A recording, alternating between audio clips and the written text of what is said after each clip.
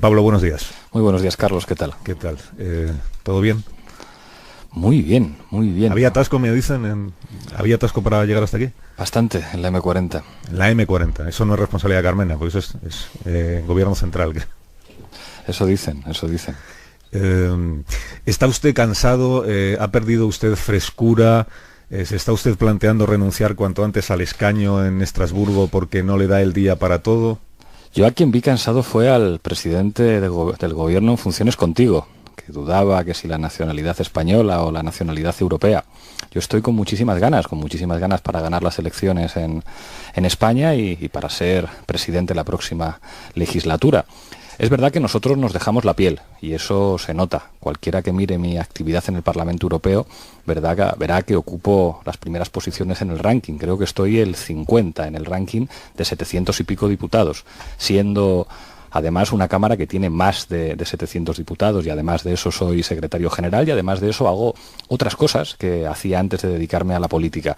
Ahora hay una cosa clara, el objetivo es ganar las elecciones generales y formar gobierno en España y habrá que reorganizar las tareas y las cosas, pero con muchísima energía y con muchísimas ganas, Carlos. ¿Sabe usted que en el programa de Jordi Évole, que es donde empezó esta historia, si está usted cansado? Porque usted mismo decía en el comienzo del programa, en conversación con Albert Rivera en el coche, decía, pues, estoy cansado porque es muy agotador. Llegaba usted a decir, creo, me sorprende que haya personas de más edad que nosotros, de Rivera y usted, que se dediquen a esto porque verdaderamente es muy agotador. Y claro, algunos que estábamos viendo el programa pensábamos, pues como llega presidente de gobierno no sabe lo que va a ser, porque ahí sí que no hay días libres, ni descanso, ni... Es una cuestión de autoexigencia, Carlos. Yo en la carrera de políticas tuve en casi todas las asignaturas matrícula de honor. Y para eso hay que esforzarse mucho, y para eso hay que pasar noches en las que se duerme muy poco. Usted haciendo un inicio de entrevista de no tengo abuela, soy el que más trabaja en el Parlamento Europeo, sacaba matrículas de honor en la carrera. Son cosas que en este caso, no pretenden ser una opinión, es lo que dicen los rankings, y es lo que dicen las notas, y eso tiene que ver básicamente con el esfuerzo, y yo creo que el esfuerzo hay que ponerlo en valor. Hay algunos que se conforman con un notable y con un aprobado, y yo lo respeto. Yo nunca me he conformado con eso, y para eso a veces hay que dormir poco. Yo me acuerdo a mi abuela, hablando de abuelas, que me venía con un bocadillo de sardinas la mujer a las 7 de la mañana porque yo me levantaba a las 5 para dar el último repaso a los exámenes. Ese esfuerzo a veces se te nota, y se te nota en la mirada, pero si quieres tener las mejores notas, si quieres tener premio extraordinario de licenciatura, como fue mi caso, hay que esforzarse. Y yo creo que en este país hacen falta presidentes y hacen falta ministros que se esfuercen, que no hagan el ridículo en una entrevista cuando les preguntan qué pasa con esto de la nacionalidad, porque no se han preparado las cosas y quizá porque no se han esforzado suficiente y estudiado lo que toca estudiar. Y creo que en el caso del señor Rajoy, que ya lleva muchos años en esto, creo que a lo mejor debería plantearse descansar, porque yo creo que sí se ha ganado el derecho a una jubilación.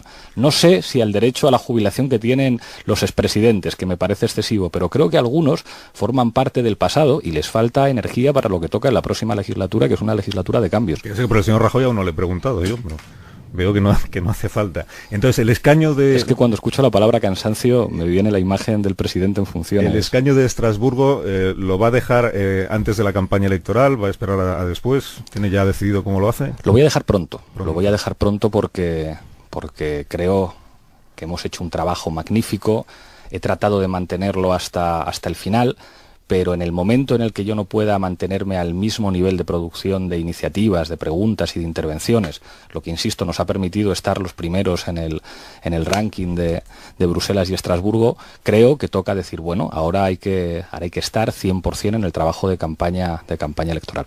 Cuando usted sea presidente del gobierno, si es que se produce esa circunstancia, ¿acudirá usted a las recepciones en el Palacio Real que organice la Corona o no? En la medida en que no me quede más remedio, sí, pero trataré de que haya menos recepciones que cuestan mucho dinero a los ciudadanos. Esa recepción no la está pagando ni el señor Felipe de Borbón ni el señor Mariano Rajoy, la estamos pagando todos. Y a lo mejor en un país con unas cuantas recepciones menos y con mejores políticas sociales y con un estilo de gobernar más cercano a la gente nos iría mejor. Hay muchas cosas a las que uno tiene que ir si es presidente del gobierno. Manuela tuvo que ir a esa recepción porque es la alcaldesa y a mí me parece bien. Pero nosotros decimos, igual que nuestros senadores han renunciado a los seguros de vida que otorga el Senado con dinero de todos los ciudadanos a los senadores y también han renunciado a a todos los privilegios como un servicio médico privado, mientras los ciudadanos tienen la seguridad social. Nosotros decimos, cuando gobernemos, los políticos de este país se van a parecer mucho más a la gente que todos los días se levanta y tiene que coger el transporte público para ir a trabajar. Eso es bueno en democracia. ¿Se acudirá a las recepciones, acudirá a los desfiles de las Fuerzas Armadas? Claro que acudiré a los desfiles de las Fuerzas Armadas. Eso sí, creo que en las Fuerzas Armadas de nuestro país lo que hace falta es preocuparse por los derechos de la tropa y de los suboficiales que están en una situación muy precaria. Nosotros nos hemos reunido con asociaciones de militares que dicen, a nosotros no se nos trata como ciudadanos y nosotros somos ciudadanos de uniforme. Entonces yo creo que mucho más importante que los desfiles es preocuparse por la situación de nuestros profesionales de las Fuerzas Armadas, que saben mejor que nadie lo que significa la palabra casta, porque en el estamento militar la palabra casta tiene un significado muy preciso para todos los profesionales que se dejan la piel y la vida por protegernos a todos. Y estoy convencido que ellos quieren más derechos y quizá no tantos desfiles. ¿Podemos tiene algo en contra de la Fundación Princesa de Asturias? ¿Tiene algo en contra de los premios Princesa de Asturias que hoy se van a entregar en Oviedo?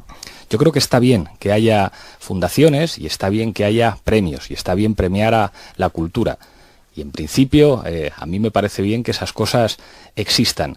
Eso sí, creo que en este país se podrían hacer cosas mejor de lo que se han hecho a la hora de hablar de premios y a la hora de hablar de fundaciones. Yo creo que hay muchos héroes sociales, muchos héroes anónimos que se merecerían más premios. Nosotros, por ejemplo, con el sueldo que donamos, yo dono 2/3 de mi salario, estamos financiando a través del proyecto Impulsa iniciativas de emprendedores. El sueldo de los cargos públicos se utiliza para dar premios que en este caso ayudan a emprendedores a llevar sus iniciativas adelante. Creo que esa filosofía tiene que estar en los premios y máximo respeto a los premios Princesa de Asturias. O sea, que cree que hace un buen trabajo la Fundación Princesa de Asturias. Tengo un enorme respeto por ese trabajo, pero todo aquello que tenga que ver con el dinero de los ciudadanos y con la financiación pública tiene que tener una fiscalización solvente y una fiscalización seria. Bueno, del programa de Évole, pues hay algunas cosas que han sido muy comentadas y ya que le tengo a usted aquí, como las hemos comentado también en la tertulia, pues le pregunto. Por ejemplo, lo de que pagué en negro. Le preguntó Évole les preguntó a Rivera y a usted si alguna vez habían pagado en negro. Ahí fue usted el primero que se lanzó a decir, pues sí. Luego Rivera dijo que también. ¿Qué es lo que usted ha pagado en negro? ¿Cuántas veces lo ha hecho? Si lo sigue haciendo. ¿Y por qué añadió, que esto es lo que a mí más me llamó la atención, los dos lo añadieron, en España es imposible no pagar alguna cosa en negro? Pues sobre todo por humildad, porque me hubiera parecido muy cínico, y no sabría ponerle un ejemplo en este momento de cuándo he pagado en negro, pero me parecería un cínico si hubiera afirmado nunca jamás en mi vida he pagado algo en negro. Hay mucha gente que se ve obligada a hacer trabajos en los que no ofrece factura, pero no porque quiera defraudar a nadie, sino por una situación de precariedad. Alguien que da una clase de inglés, alguien que está ayudando a un niño a recuperar en la escuela, alguien que está haciendo un favor a un amigo, pero le dice, mira, estoy haciéndote una chapuza, pero si me puedes ayudar. Y yo creo que cualquier ciudadano nos hemos visto en una situación similar, en la que no hay una falta de voluntad de que te den una factura con el IVA, sino que la persona que está prestando ese servicio, precisamente por la falta de unas condiciones dignas para trabajar, tiene que verse obligada a eso. Yo creo que eso es una realidad muy habitual en nuestro país. ¿Está usted justificando la economía sumergida?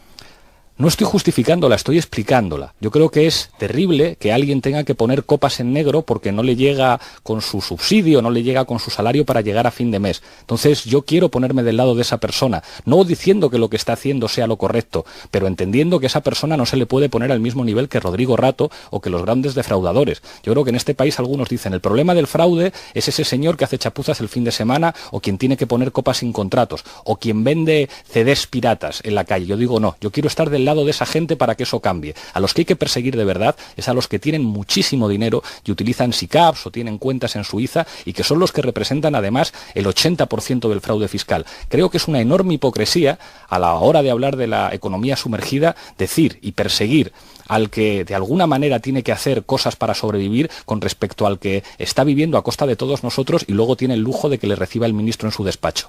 A la que sirve copas en negro un fin de semana, no la recibe el ministro del Interior en su despacho. Pero siendo cosas efectivamente muy diferentes, yo le pregunto por la economía sumergida. Le pregunto si en el caso de que usted llegue al gobierno de España, hará lo que esté en su mano para que aflore la economía sumergida y para que todo el que tenga una actividad remunerada contribuya a través de los impuestos.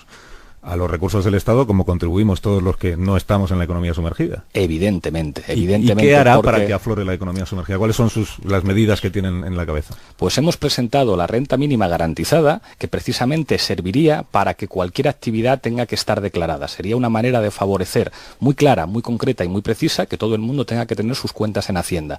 Si alguien está en una situación de pobreza, como 10 millones de personas en nuestro país que están en situación de riesgo de pobreza, si necesita esa ayuda de 600 euros por unidad de convivencia, esa familia tiene que poner todas sus cuentas en relación con Hacienda y las tiene que poner claras. Si nosotros planteamos una renta complementaria que llegaría hasta los 900 euros, la persona que está cobrando por debajo de esa cantidad tiene que ir a regularizar su situación. Eso activaría el trabajo de la Inspección de Trabajo, que es fundamental para combatir la economía sumergida.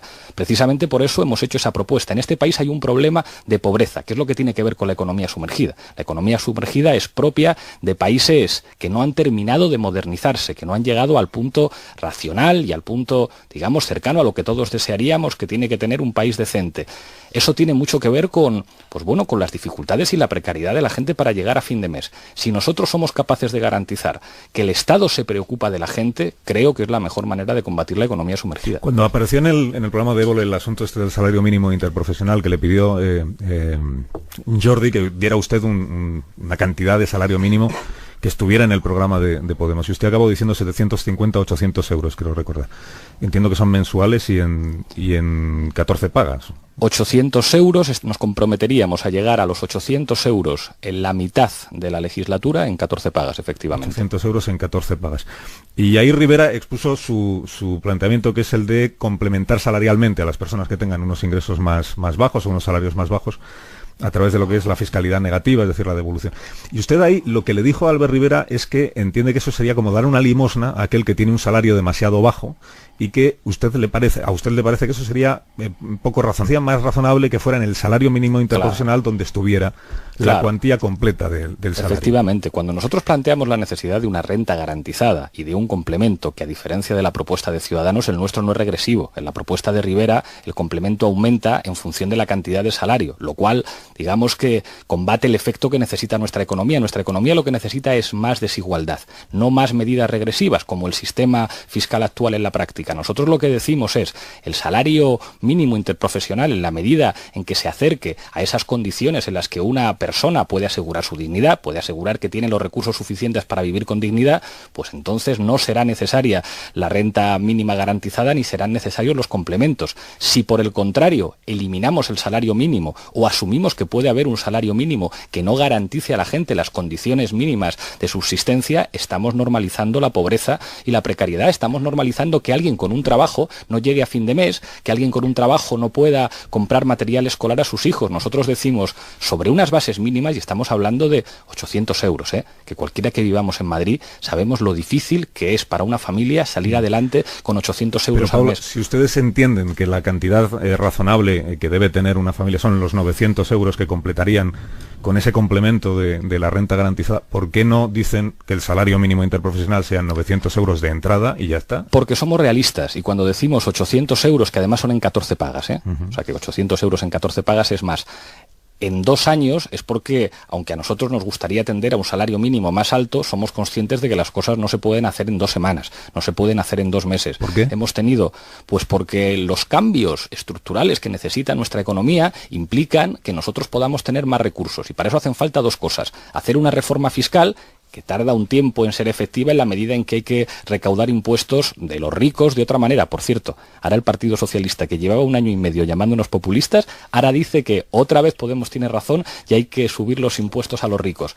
Y la mejora de la situación económica, que tiene que ver con la capacidad de consumo de la gente, tiene unos efectos que tardan un tiempo. Por eso planteamos un programa razonable de reformas que funcione escalonadamente. Pero explíqueme cómo cómo se calcula el salario mínimo que a uno le parece razonable, que en este caso son los 800 euros que usted menciona. Es decir, ¿qué cuenta han hecho, qué criterio han utilizado para decidir que la cantidad necesaria o lógica o oportuna son 800 euros? Hay una encuesta que es la encuesta de condiciones de vida del Instituto Nacional.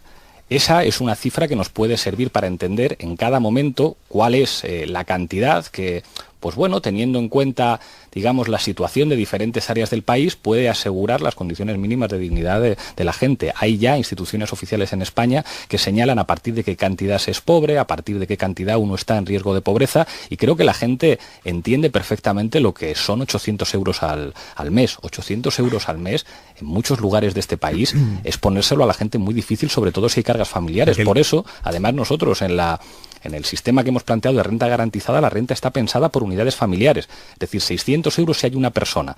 Por la siguiente persona a su cargo, pensemos en dependientes, pensemos en niños, que nosotros sí incluimos a esos seres humanos dentro de la renta garantizada, un 35% más. A partir del segundo, un 20% más. Se trata de que las familias en este país puedan contar con la ayuda de su gobierno y la ayuda de sus instituciones. Sí, pero volvamos al salario mínimo, que entiendo entonces que ustedes, cuando calculan el salario mínimo interprofesional que debe tener España, lo que están mirando es qué necesidades tiene la persona que recibe ese salario mínimo. No hasta qué cantidad puede llegar a pagar un empresario un salario a la persona a la que contrata, antes de decidir que si le sale demasiado caro no la va a contratar. Esto se explica muy bien, Carlos, con un ejemplo. Imagínate que tú tienes un bar. Entonces tú puedes pensar de dos maneras. El problema de mi bar es que tengo que pagar mucho dinero a los camareros, que esto es lo que dice el Partido Popular y Ciudadanos, que quien tiene un bar, el problema fundamental que tiene es lo que tiene que pagar a sus camareros. Nosotros decimos que el problema que tiene el dueño del bar es si tiene muchos clientes que van a tomarse cervezas o van a tomarse cafés. En un país donde hay más de 10 millones de personas en riesgo de pobreza, donde hay casi la mitad de los parados no reciben ninguna prestación, donde los niveles de precariedad son enormes, nadie se puede permitir ir al bar a tomarse un café o a tomarse una caña. Sin embargo, si la gente puede consumir un poquito más, tú en tu bar dices, vamos, no tengo ningún problema en pagar un salario digno a mi camarero e incluso puedo contratar 2 o 3. Hay algunos que lo que quieren es repartir la pobreza. Nosotros lo que decimos es, repartamos un poco la prosperidad. Usted nunca ha montado un bar, ¿no? Un bar no, pero mira que he puesto cañas, ¿eh? Yo sé tirar una caña perfectamente y sé lo que es estar en el paro, a diferencia de algunos de los políticos de nuestro país. Pero usted sí admite que el empresario, sea de un bar o sea de cualquier actividad empresarial, antes de contratar a nadie, lo que mira, efectivamente, mira qué ingresos calcula él que va a tener, pero también mira qué compromisos y de qué duración adquiere con la persona a la que contrata y por cuánto le sale la persona a la que contrata. Y por eso el salario que tiene que pagar a esa persona será un factor importante o decisivo a la hora de decidir si contrata o no contrata. Eso lo admite usted. Lo fundamental es la actividad. Un señor que monta un negocio, lo monta para ganar dinero. Cuando uno monta un negocio en el que se gana mucho dinero, uno puede pagar salarios muy adecuados. Yo no creo que aquí en Onda Cero dijerais, no, es que nos gustaría contratar a periodistas que trabajaran por 400 euros al mes. Eso es una locura. Si la empresa va bien, si la empresa funciona bien, yo no creo que nadie en Onda Cero diga, no, es que yo quiero un gobierno que me asegure que puedo pagar a los periodistas de Onda Cero 400 euros al mes. No, hombre, nadie razonable quiere eso. Yo quiero que haya un gobierno que ayude, porque eso no depende solo del gobierno, a que en mi país haya condiciones económicas para que nuestro negocio funcione y podamos pagar sueldos decentes. Yo no creo que ningún empresario quiera pagar a sus trabajadores 600 o 500 euros. Eso es una barbaridad. Nadie puede vivir con eso. Hablemos de modelos de contratación, que tampoco llegó a aparecer eso en el programa del domingo pasado. La reforma laboral que propone, o la legislación laboral que propone Podemos, ¿cuál es? Es decir, ¿cuántos tipos de contrato cree usted que debe haber?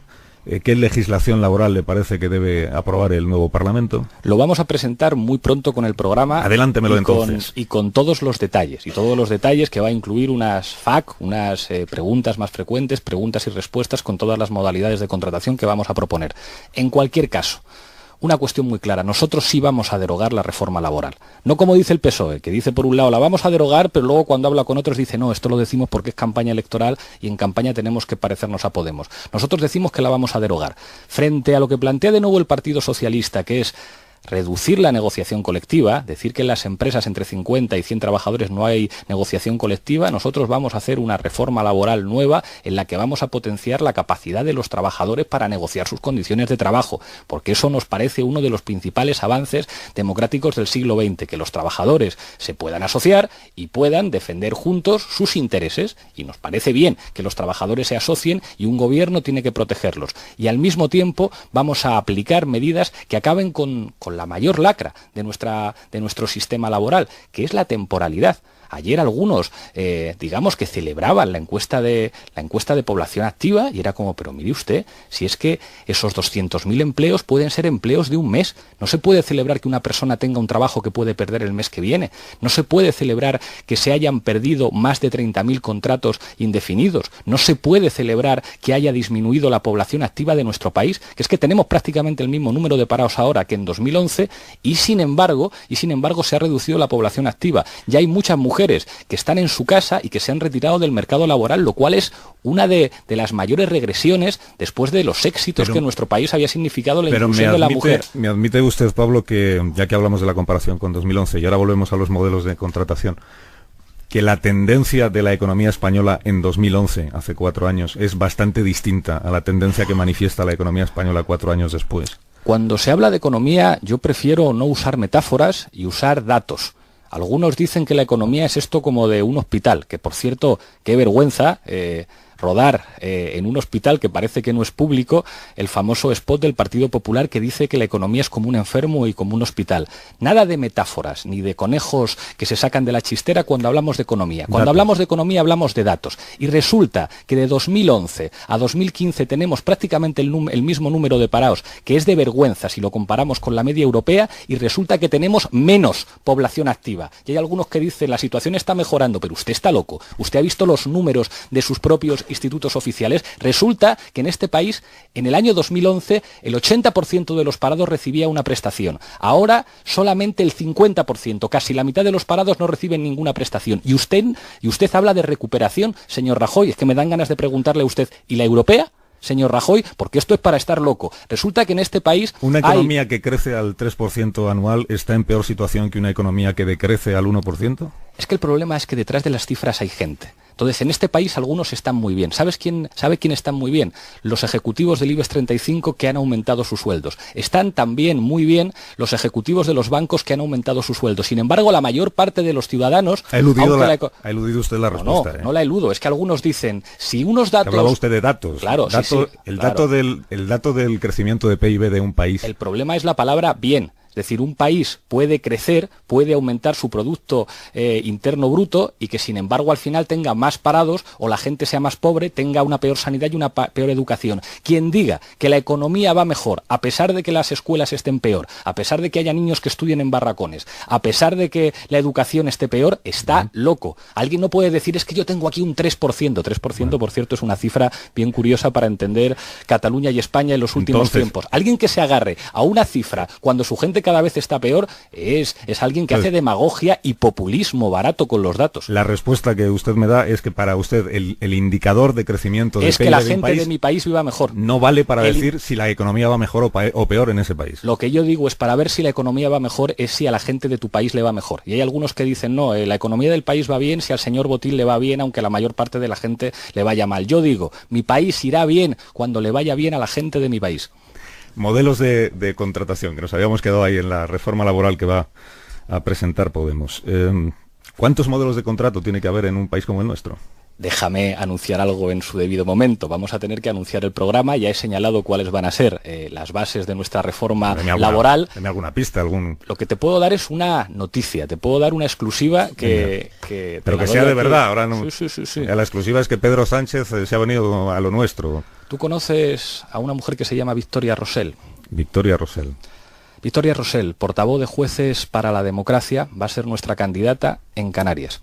La señora que se enfrentó en Canarias al gobierno del señor Soria, que combatió contra la corrupción, que recibió un premio de la red feminista Simone de Beauvoir por su trabajo en la protección de mujeres que habían sufrido violencia. Esa mujer va a ser nuestra candidata en Canarias y creo que Canarias va a ser una de las claves de la victoria electoral de Podemos en las elecciones generales. Estamos orgullosos de tener a una jueza que ya ha pedido su excedencia, encabezando nuestra lista por Canarias y creemos que es una gran noticia que profesionales del mundo de la justicia que saben cómo combatir la corrupción nos ayuden a limpiar de corruptos nuestras instituciones. Y te emplazo a que la entrevistes un día porque creo que va a dar mucho que hablar. Yo la entrevisto con gran placer, además.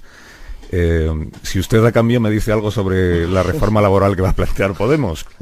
He dicho muchas cosas, Carlos. He dicho, lo primero, derogamos la anterior. Pero ¿por qué hay que reservarse una información que es de interés público hasta mañana o pasado mañana o dentro de una semana si la decisión ya está tomada? La decisión está tomada. Lo que pasa es que los tiempos hay que manejarlos. Igual que, digamos... Igual que cuando tú te preparas un examen, no te puedes estudiar todos los temas a la vez. Nosotros nos gusta anunciar las cosas, cada una a su debido tiempo. Y ten confianza en mí que te estoy dando muchísima información. Esto es como si yo tuviera una noticia muy relevante y dijera, no, la voy a dar la semana que viene porque me interesa esperar hasta eso. Si es de interés público, que se sepa ya. O sea, que los periodistas nunca os guardáis informaciones para darla en el momento más relevante, ¿me estás diciendo, Carlos? Yo no, desde luego. ¿De verdad? Yo no hablo por los demás, pero... ¿Conoce usted algún caso de eso? ¿No? Yo solamente pregunto. El caso es que cuando presentemos el programa, Carlos, daremos todos los detalles. Ha dicho Alberto Garzón, por cierto, que no le he preguntado todavía por Alberto Garzón, y es un clásico. Ha dicho Alberto Garzón que esto de la renta garantizada que propone Podemos, que esto incentiva a que no se trabaje, pues claro, si no tiene asegurados cuáles van a ser sus ingresos, pues puede tener menos interés en... Fíjese que en Dinamarca, que es un país del que se habla últimamente mucho en la vida pública española, en Dinamarca una de las cosas que está más penalizada es el parado que no manifiesta la suficiente voluntad de encontrar un nuevo puesto de trabajo. Esto no sé si está en la reforma laboral que ustedes van a plantear. ¿Sabes cuál es, Carlos, la media de lo que gana un trabajador en Dinamarca? ¿Cuál? 55.000 euros. ¿Y en España? ¿Y en España? 15.000. ¿Sabes qué porcentaje del PIB se gasta en gastos sociales en Dinamarca?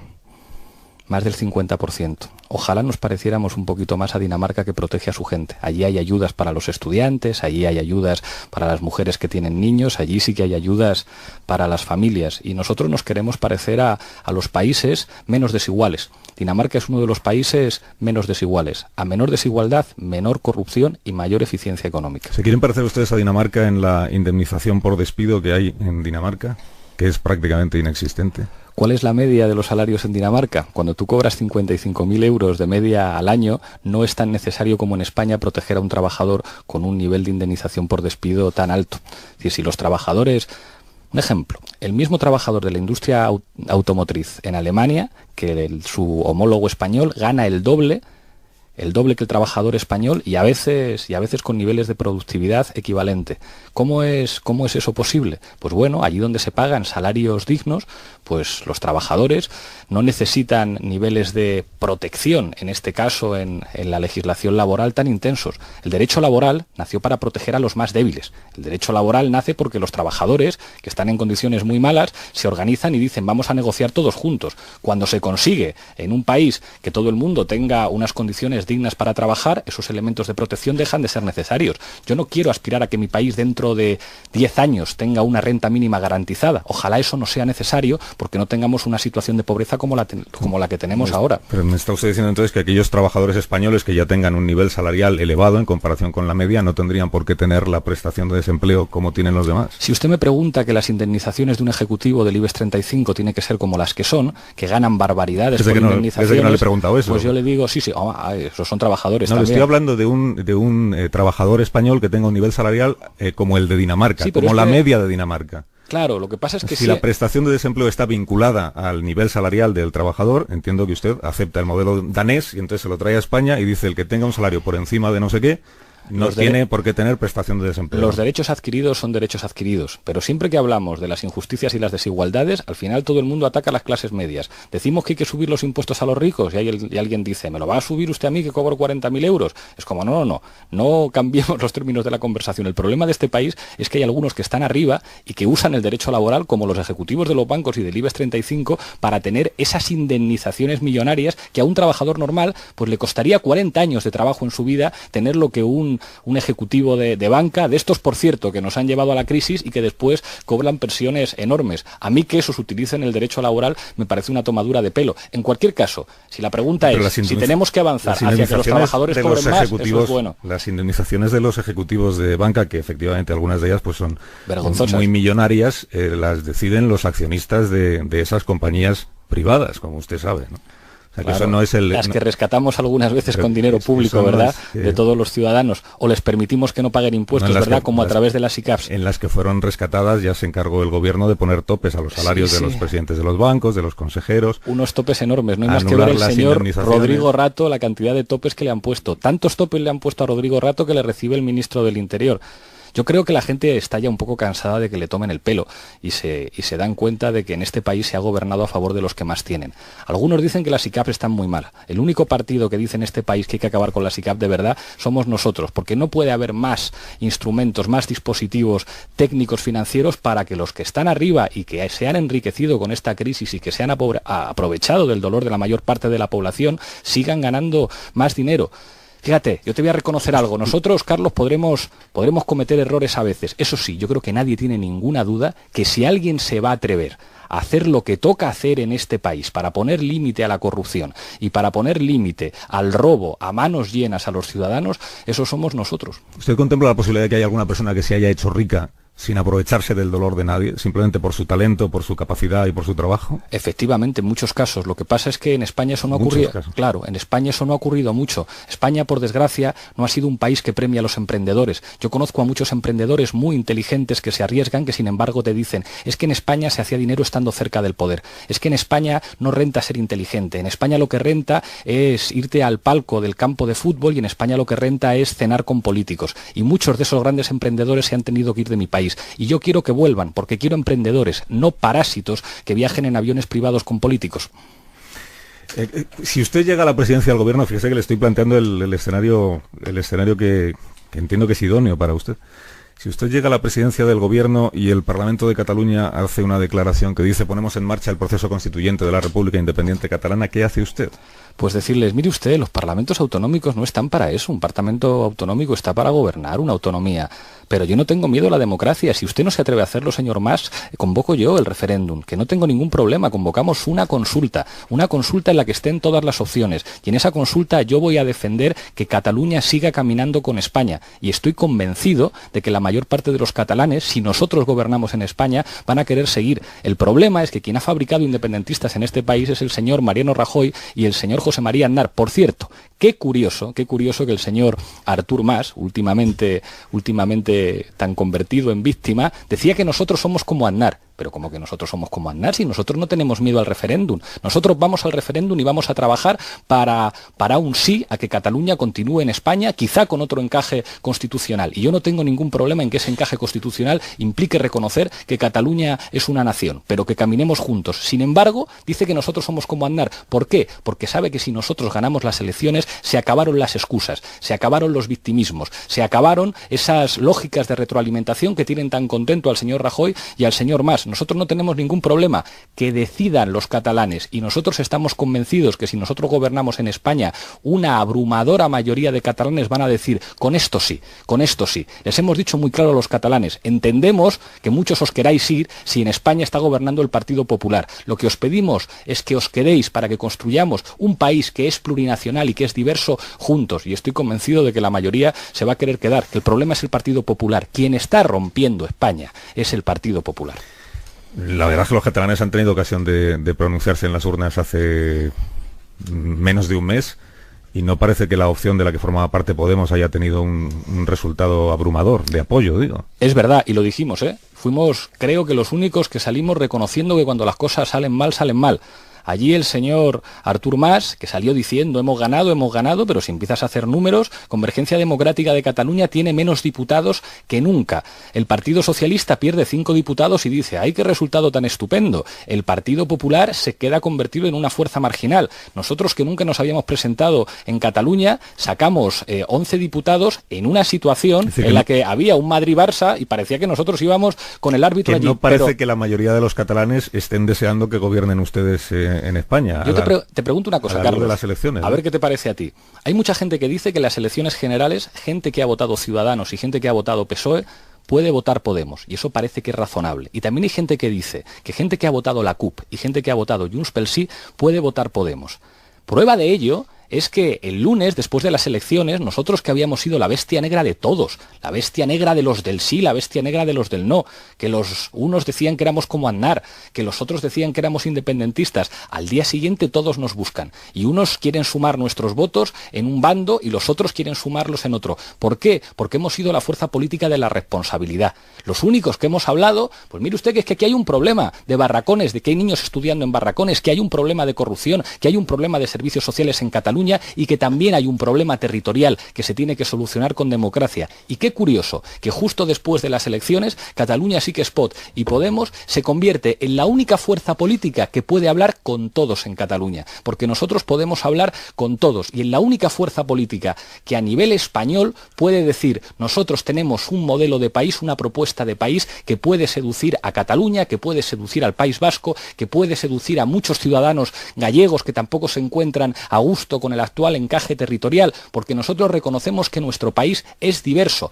Nosotros amamos nuestro país, pero no queremos imponerle a nadie ningún desfile ni ninguna bandera, porque amar tu país es amar las escuelas públicas, amar tu país es amar los hospitales públicos, independientemente de la bandera que sea más grande y que cuelgue en ese edificio público. Tengo que pedirle un favor, Pablo, si por supuesto usted es tan amable, porque la última vez que estuvo usted aquí me reprocharon mis contertulios que ellos no habían podido plantear ninguna pregunta. Entonces, le tengo que pedir, si no tiene usted prisa, que no lo sé, le tengo que pedir que me aguante aquí 2 minutos, claro. Le tengo que emitir unos mensajes comerciales, esto es importante, y luego están poniendo cara de disgusto su equipo, pero si usted da permiso, entiendo que el permiso está dado. Yo, Carlos, a usted no le puedo 2 minutos decir que no. Y le pediría a Anabel, a Gistavo Paco Reyero, que haga una pregunta muy rapidita para que no le entretengamos mucho más. Menos cuarto a las 10, ahora seguimos. Vuelve la gran fiesta de la... 10 minutos nos dan las 10, estamos con Pablo Iglesias en Más de Uno aquí en Onda Cero. Anabel Díez, Gistavo Paco Reyero tienen interés en plantearle, Pablo, una pregunta rapidita. Anabel. Muy corta, sí. Sobre pactos. ¿Tienen ustedes líneas rojas para para completar una mayoría con el Partido Socialista, y líneas rojas para establecer ese pacto? Y si usted cree que hay que respetar la lista más votada o no, el que pueda. Con respecto a la segunda pregunta, España es un sistema político parlamentario, no presidencialista. Es decir, puede ser presidente el que obtenga más apoyos parlamentarios. Nosotros no le haríamos ascos a un sistema presidencialista, pero de momento España es un sistema parlamentario.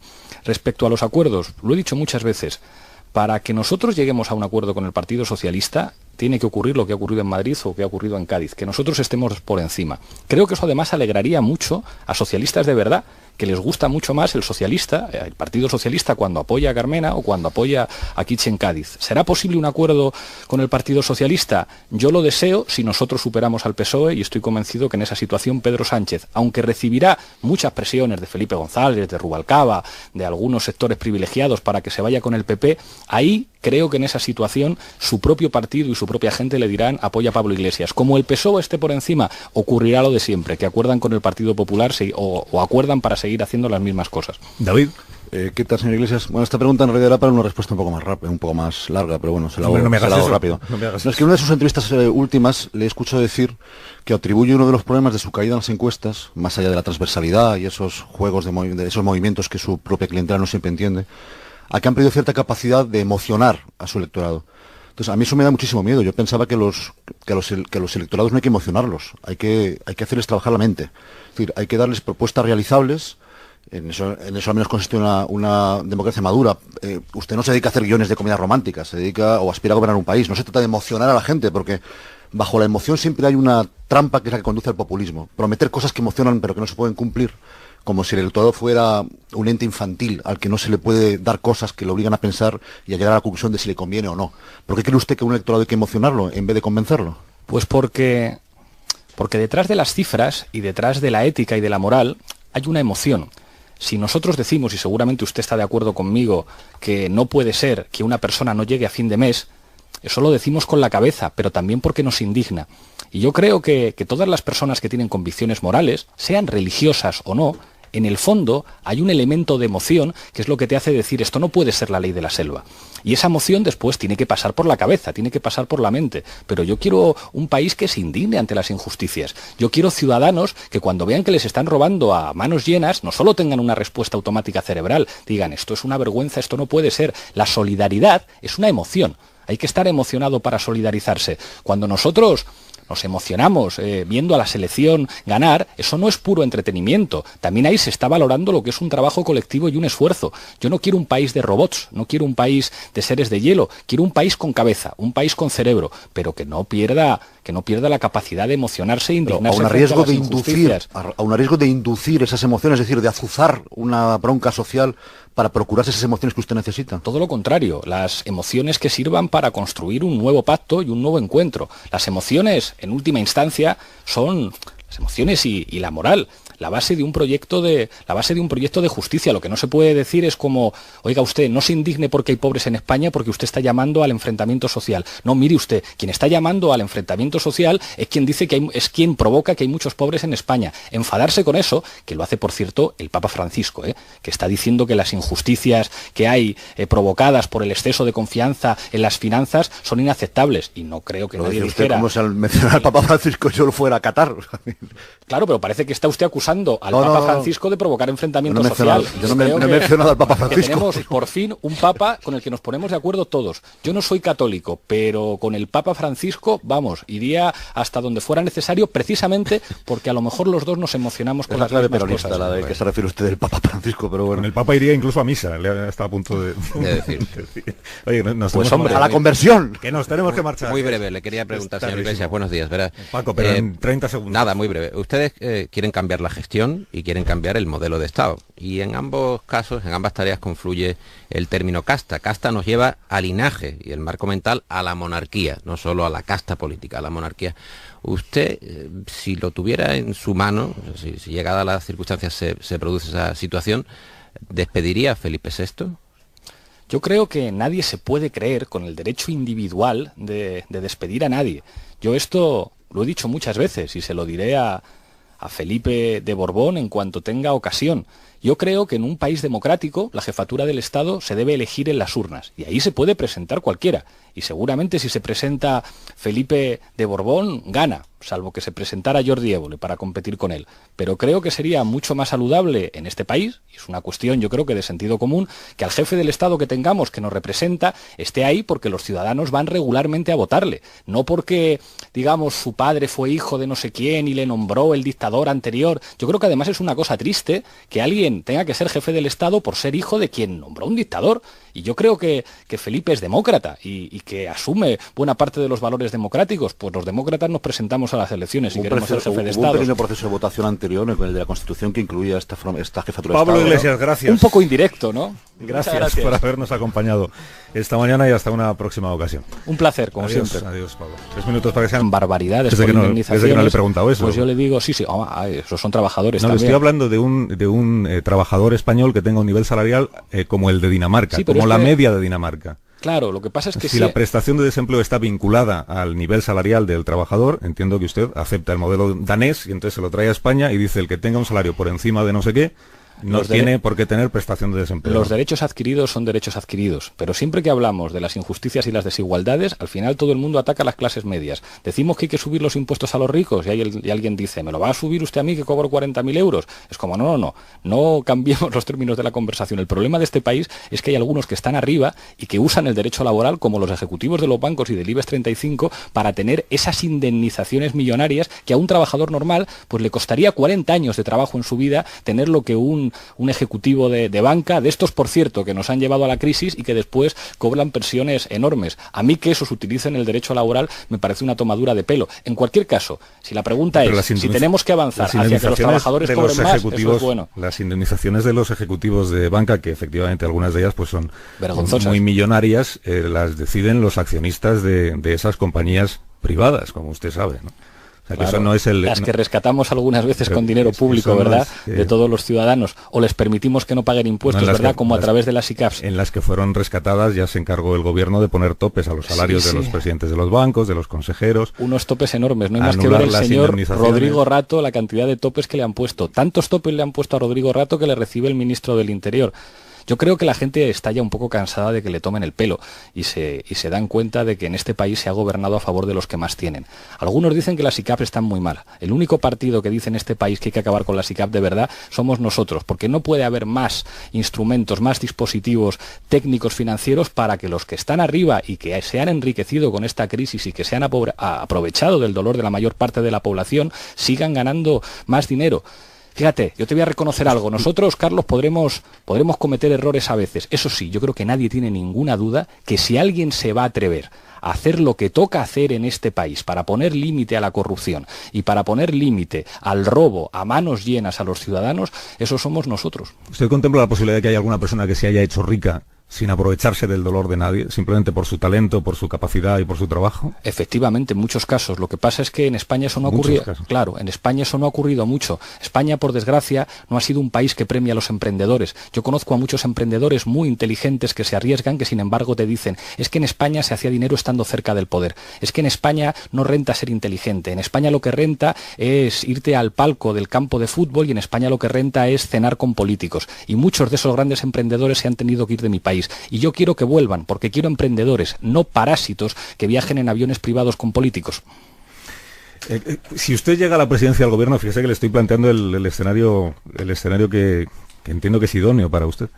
Si usted llega a la presidencia del gobierno y el Parlamento de Cataluña hace una declaración que dice ponemos en marcha el proceso constituyente de la República Independiente Catalana, ¿qué hace usted?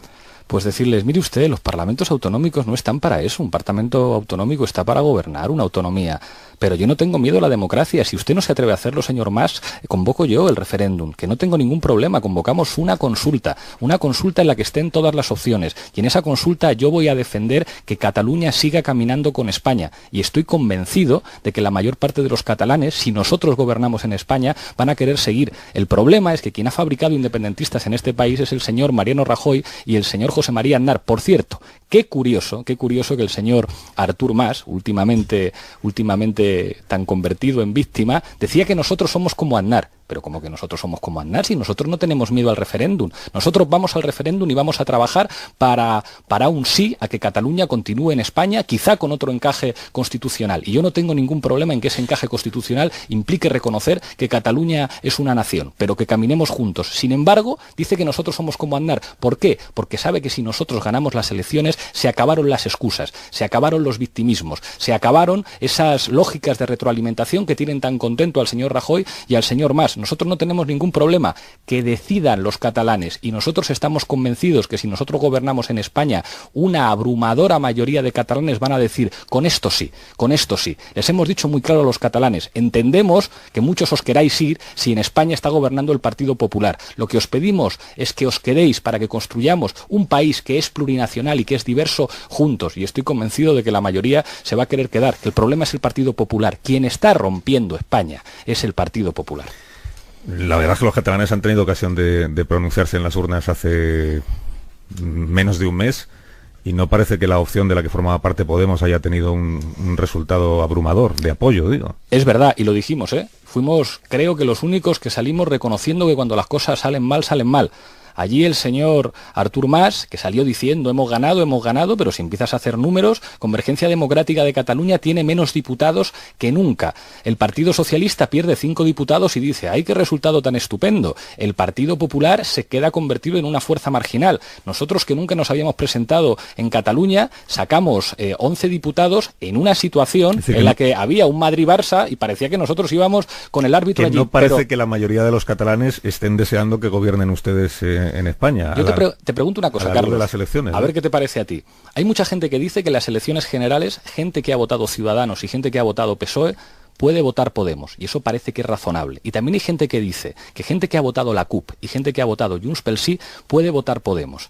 Prueba de ello es que el lunes, después de las elecciones, nosotros que habíamos sido la bestia negra de todos, la bestia negra de los del sí, la bestia negra de los del no, que los unos decían que éramos como Aznar, que los otros decían que éramos independentistas, al día siguiente todos nos buscan, y unos quieren sumar nuestros votos en un bando y los otros quieren sumarlos en otro. ¿Por qué? Porque hemos sido la fuerza política de la responsabilidad.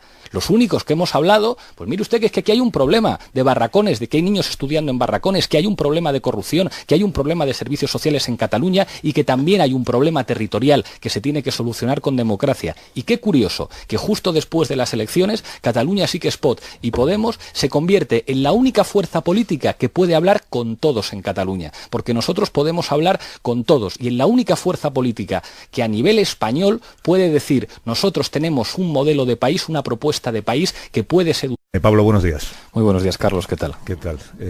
¿Todo bien? Muy bien, muy bien. ¿Había atasco, me dicen? ¿Había atasco para llegar hasta aquí? Bastante, en la M40. En la M40, eso no es responsabilidad de Carmena, porque eso es gobierno central. Eso dicen, eso dicen. ¿Está usted cansado? ¿Ha perdido usted frescura? ¿Se está usted planteando renunciar cuanto antes al escaño en Estrasburgo porque no le da el día para todo? Yo a quien vi cansado fue al presidente del gobierno en funciones contigo, que dudaba que si la nacionalidad española o la nacionalidad europea.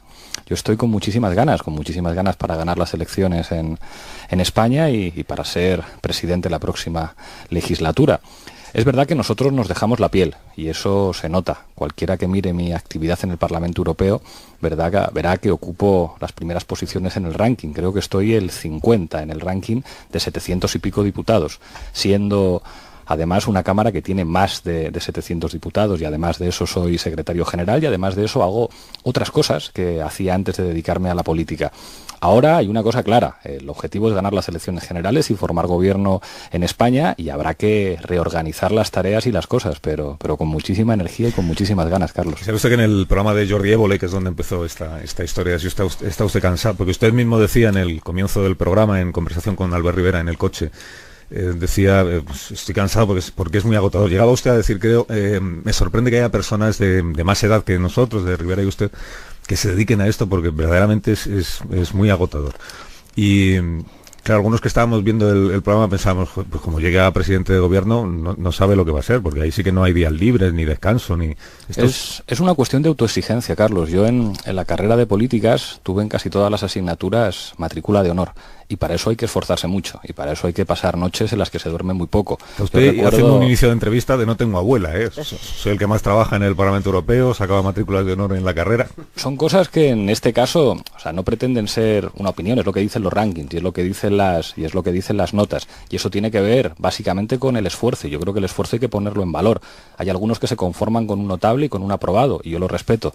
Yo nunca me he conformado con eso, y para eso a veces hay que dormir poco. Yo me acuerdo a mi abuela, hablando de abuelas, que me venía con un bocadillo de sardinas la mujer a las 7 de la mañana porque yo me levantaba a las 5 para dar el último repaso a los exámenes. Ese esfuerzo a veces se te nota, y se te nota en la mirada, pero si quieres tener las mejores notas, si quieres tener premio extraordinario de licenciatura, como fue mi caso, hay que esforzarse. Y yo creo que en este país hacen falta presidentes y hacen falta ministros que se esfuercen, que no hagan el ridículo en una entrevista cuando les preguntan qué pasa con esto de la nacionalidad, porque no se han preparado las cosas y quizá porque no se han esforzado suficiente y estudiado lo que toca estudiar. Y creo que en el caso del señor Rajoy, que ya lleva muchos años en esto, creo que a lo mejor debería plantearse descansar, porque yo creo que sí se ha ganado el derecho a una jubilación.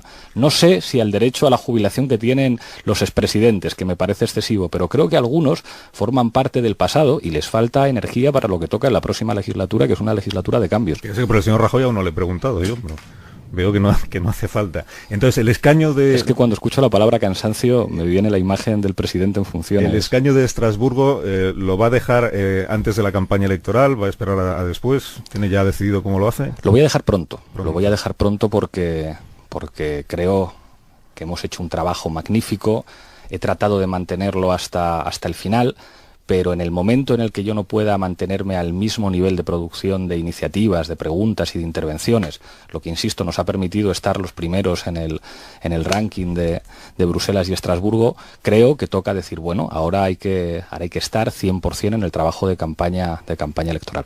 Cuando usted sea presidente del gobierno, si es que se produce esa circunstancia, ¿acudirá usted a las recepciones en el Palacio Real que organice la Corona o no? En la medida en que no me quede más remedio, sí, pero trataré de que haya menos recepciones que cuestan mucho dinero a los ciudadanos. Esa recepción no la está pagando ni el señor Felipe de Borbón ni el señor Mariano Rajoy, la estamos pagando todos. Y a lo mejor en un país con unas cuantas recepciones menos y con mejores políticas sociales y con un estilo de gobernar más cercano a la gente nos iría mejor. Hay muchas cosas a las que uno tiene que ir si es presidente del gobierno. Manuela tuvo que ir a esa recepción porque es la alcaldesa y a mí me parece bien. Pero nosotros decimos, igual que nuestros senadores han renunciado a los seguros de vida que otorga el Senado con dinero de todos los ciudadanos a los senadores, y también han renunciado a todos los privilegios como un servicio médico privado, mientras los ciudadanos tienen la seguridad social, nosotros decimos, cuando gobernemos, los políticos de este país se van a parecer mucho más a la gente que todos los días se levanta y tiene que coger el transporte público para ir a trabajar. Eso es bueno en democracia. ¿Se acudirá a las recepciones, acudirá a los desfiles de las Fuerzas Armadas? Claro que acudiré a los desfiles de las Fuerzas Armadas. Eso sí, creo que en las Fuerzas Armadas de nuestro país lo que hace falta es preocuparse por los derechos de la tropa y de los suboficiales que están en una situación muy precaria. Nosotros nos hemos reunido con asociaciones de militares que dicen, a nosotros no se nos trata como ciudadanos, y nosotros somos ciudadanos de uniforme. Entonces yo creo que mucho más importante que los desfiles es preocuparse por la situación de nuestros profesionales de las Fuerzas Armadas, que saben mejor que nadie lo que significa la palabra casta, porque en el estamento militar la palabra casta tiene un significado muy preciso para todos los profesionales que se dejan la piel y la vida por protegernos a todos. Y estoy convencido que ellos quieren más derechos y quizá no tantos desfiles. ¿Podemos tiene algo en contra de la Fundación Princesa de Asturias? ¿Tiene algo en contra de los premios Princesa de Asturias que hoy se van a entregar en Oviedo? Yo creo que está bien que haya fundaciones y está bien que haya premios y está bien premiar a la cultura. Y en principio, a mí me parece bien que esas cosas existan. Eso sí, creo que en este país se podrían hacer cosas mejor de lo que se han hecho a la hora de hablar de premios y a la hora de hablar de fundaciones. Yo creo que hay muchos héroes sociales, muchos héroes anónimos que se merecerían más premios. Nosotros, por ejemplo, con el sueldo que donamos, yo dono 2/3 de mi salario, estamos financiando a través del proyecto Impulsa iniciativas de emprendedores. El sueldo de los cargos públicos se utiliza para dar premios que en este caso ayudan a emprendedores a llevar sus iniciativas adelante. Creo que esa filosofía tiene que estar en los premios y máximo respeto a los premios Princesa de Asturias. O sea, que cree que hace un buen trabajo la Fundación Princesa de Asturias. Tengo un enorme respeto por ese trabajo, pero todo aquello que tenga que ver con el dinero de los ciudadanos y con la financiación pública tiene que tener una fiscalización solvente. Lista, que llevaba 1 año y medio llamándonos populistas, ahora dice que otra vez Podemos tiene razón y hay que subir los impuestos a los ricos. Y la mejora de la situación económica, que tiene que ver con la capacidad de consumo de la gente, tiene unos efectos que tardan un tiempo. Por eso planteamos un programa razonable de reformas que funcione escalonadamente. Pero explíqueme cómo cómo se calcula el salario mínimo que a uno le parece razonable, que en este caso son los 800 euros que usted menciona. Es decir, ¿qué cuenta han hecho, qué criterio han utilizado para decidir que la cantidad necesaria o lógica o oportuna son 800 euros? Hay una encuesta que es la encuesta de condiciones de vida del Instituto Nacional. Esa es una cifra que nos puede servir para entender en cada momento cuál es la cantidad que, pues bueno, teniendo en cuenta, digamos, la situación de diferentes áreas del país, puede asegurar las condiciones mínimas de dignidad de la gente. Hay ya instituciones oficiales en España que señalan a partir de qué cantidad se es pobre, a partir de qué cantidad uno está en riesgo de pobreza, y creo que la gente entiende perfectamente lo que son 800 euros al mes. 800 euros al mes en muchos lugares de este país es ponérselo a la gente muy difícil, sobre todo si hay cargas familiares. Por eso, además, nosotros en el sistema que hemos planteado de renta garantizada, la renta está pensada por unidades familiares. Es decir, 600 euros si hay una persona. Por la siguiente persona a su cargo, pensemos en dependientes, pensemos en niños, que nosotros sí incluimos a esos seres humanos dentro de la renta garantizada, un 35% más. A partir del segundo, un 20% más. Se trata de que las familias en este país puedan contar con la ayuda de su gobierno y la ayuda de sus instituciones. Sí, pero volvamos al salario mínimo, que entiendo entonces que ustedes, cuando calculan el salario mínimo interprofesional que debe tener España, lo que están mirando es qué necesidades tiene la persona que recibe ese salario mínimo. No hasta qué cantidad puede llegar a pagar un empresario un salario a la persona a la que contrata, antes de decidir que si le sale demasiado caro no la va a contratar. Esto se explica muy bien, Carlos, con un ejemplo. Imagínate que tú tienes un bar. Entonces tú puedes pensar de dos maneras. El problema de mi bar es que tengo que pagar mucho dinero a los camareros, que esto es lo que dice el Partido Popular y Ciudadanos, que quien tiene un bar, el problema fundamental que tiene es lo que tiene que pagar a sus camareros. Nosotros decimos que el problema que tiene el dueño del bar es si tiene muchos clientes que van a tomarse cervezas o van a tomarse cafés. En un país donde hay más de 10 millones de personas en riesgo de pobreza, donde hay casi la mitad de los parados no reciben ninguna prestación, donde los niveles de precariedad son enormes, nadie se puede permitir ir al bar a tomarse un café o a tomarse una caña. caña. Sin embargo, si la gente puede consumir un poquito más, tú en tu bar dices, vamos, no tengo ningún problema en pagar un salario digno a mi camarero e incluso puedo contratar 2 o 3. Hay algunos que lo que quieren es repartir la pobreza. Nosotros lo que decimos es, repartamos un poco la prosperidad. Usted nunca ha montado un bar, ¿no? Un bar no, pero mira que he puesto cañas, ¿eh? Yo sé tirar una caña perfectamente y sé lo que es estar en el paro, a diferencia de algunos de los políticos de nuestro país. Pero usted sí admite que el empresario, sea de un bar o sea de cualquier actividad empresarial, antes de contratar a nadie, lo que mira, efectivamente, mira qué ingresos calcula él que va a tener, pero también mira qué compromisos y de qué duración adquiere con la persona a la que contrata y por cuánto le sale la persona a la que contrata. Y por eso el salario que tiene que pagar a esa persona será un factor importante o decisivo a la hora de decidir si contrata o no contrata. Eso lo admite usted. Lo fundamental es la actividad. Un señor que monta un negocio, lo monta para ganar dinero. Cuando uno monta un negocio en el que se gana mucho dinero, uno puede pagar salarios muy adecuados. Yo no creo que aquí en Onda Cero dijerais, no, es que nos gustaría contratar a periodistas que trabajaran por 400 euros al mes. Eso es una locura. Si la empresa va bien, si la empresa funciona bien, yo no creo que nadie en Onda Cero diga, no, es que yo quiero un gobierno que me asegure que puedo pagar a los periodistas de Onda Cero 400 euros al mes. No, hombre, nadie razonable quiere eso. Yo quiero que haya un gobierno que ayude, porque eso no depende solo del gobierno, a que en mi país haya condiciones económicas para que nuestro negocio funcione y podamos pagar sueldos decentes. Yo no creo que ningún empresario quiera pagar a sus trabajadores 600 o 500 euros. Eso es una barbaridad. Nadie puede vivir con eso. Hablemos de modelos de contratación, que tampoco llegó a aparecer eso en el programa del domingo pasado. La reforma laboral que propone, o la legislación laboral que propone Podemos, ¿cuál es? Es decir, ¿cuántos tipos de contrato cree usted que debe haber?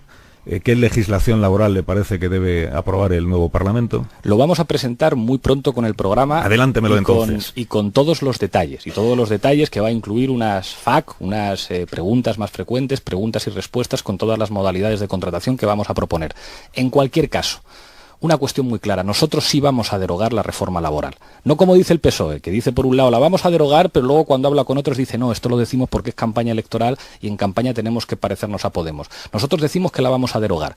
Frente a lo que plantea de nuevo el Partido Socialista, que es reducir la negociación colectiva, decir que en las empresas entre 50 y 100 trabajadores no hay negociación colectiva, nosotros vamos a hacer una reforma laboral nueva en la que vamos a potenciar la capacidad de los trabajadores para negociar sus condiciones de trabajo, porque eso nos parece uno de los principales avances democráticos del siglo XX, que los trabajadores se puedan asociar y puedan defender juntos sus intereses, y nos parece bien que los trabajadores se asocien y un gobierno tiene que protegerlos. Y al mismo tiempo vamos a aplicar medidas que acaben con la mayor lacra de nuestro sistema laboral, que es la temporalidad.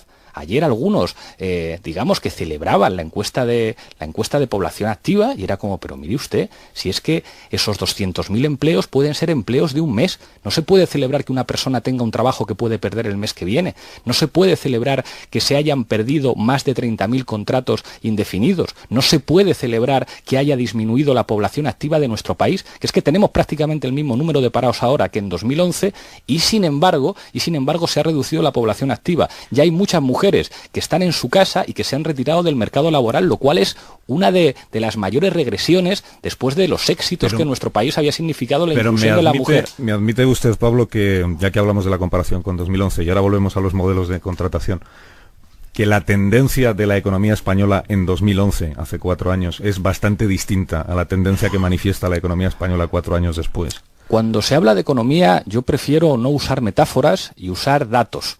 Algunos dicen que la economía es esto como de un hospital, que por cierto, qué vergüenza rodar en un hospital que parece que no es público el famoso spot del Partido Popular que dice que la economía es como un enfermo y como un hospital. Nada de metáforas, ni de conejos que se sacan de la chistera cuando hablamos de economía. Cuando hablamos de economía hablamos de datos. Y resulta que de 2011 a 2015 tenemos prácticamente el mismo número de parados, que es de vergüenza si lo comparamos con la media europea, y resulta que tenemos menos población activa. Y hay algunos que dicen la situación está mejorando, pero usted está loco. Usted ha visto los números de sus propios institutos oficiales. Resulta que en este país, en el año 2011, el 80% de los parados recibía una prestación. Ahora, solamente el 50%, casi la mitad de los parados no reciben ninguna prestación. Y usted habla de recuperación, señor Rajoy, es que me dan ganas de preguntarle a usted, ¿y la europea? señor Rajoy, porque esto es para estar loco. Resulta que en este país una economía que crece al 3% anual está en peor situación que una economía que decrece al 1%. Es que el problema es que detrás de las cifras hay gente. Entonces, en este país algunos están muy bien. ¿Sabe quién están muy bien? Los ejecutivos del IBEX 35 que han aumentado sus sueldos. Están también muy bien los ejecutivos de los bancos que han aumentado sus sueldos. Sin embargo, la mayor parte de los ciudadanos... Ha eludido usted la respuesta. No la eludo. Es que algunos dicen, si unos datos... Hablaba usted de datos. Claro, el dato del crecimiento de PIB de un país. El problema es la palabra bien. Es decir, un país puede crecer, puede aumentar su Producto Interno Bruto y que sin embargo al final tenga más parados o la gente sea más pobre, tenga una peor sanidad y una peor educación. Quien diga que la economía va mejor, a pesar de que las escuelas estén peor, a pesar de que haya niños que estudien en barracones, a pesar de que la educación esté peor, está loco. Alguien no puede decir, es que yo tengo aquí un 3%. 3%, por cierto, es una cifra bien curiosa para entender Cataluña y España en los últimos tiempos. Alguien que se agarre a una cifra cuando su gente cada vez está peor es alguien que hace demagogia y populismo barato con los datos. La respuesta que usted me da es que para usted el indicador de crecimiento es que la gente de mi país viva mejor. No vale para decir si la economía va mejor o peor en ese país. Lo que yo digo es para ver si la economía va mejor es si a la gente de tu país le va mejor. Y hay algunos que dicen, no, la economía del país va bien si al señor Botín le va bien, aunque a la mayor parte de la gente le vaya mal. Yo digo, mi país irá bien cuando le vaya bien a la gente de mi país. Modelos de contratación, que nos habíamos quedado ahí en la reforma laboral que va a presentar Podemos. ¿Cuántos modelos de contrato tiene que haber en un país como el nuestro?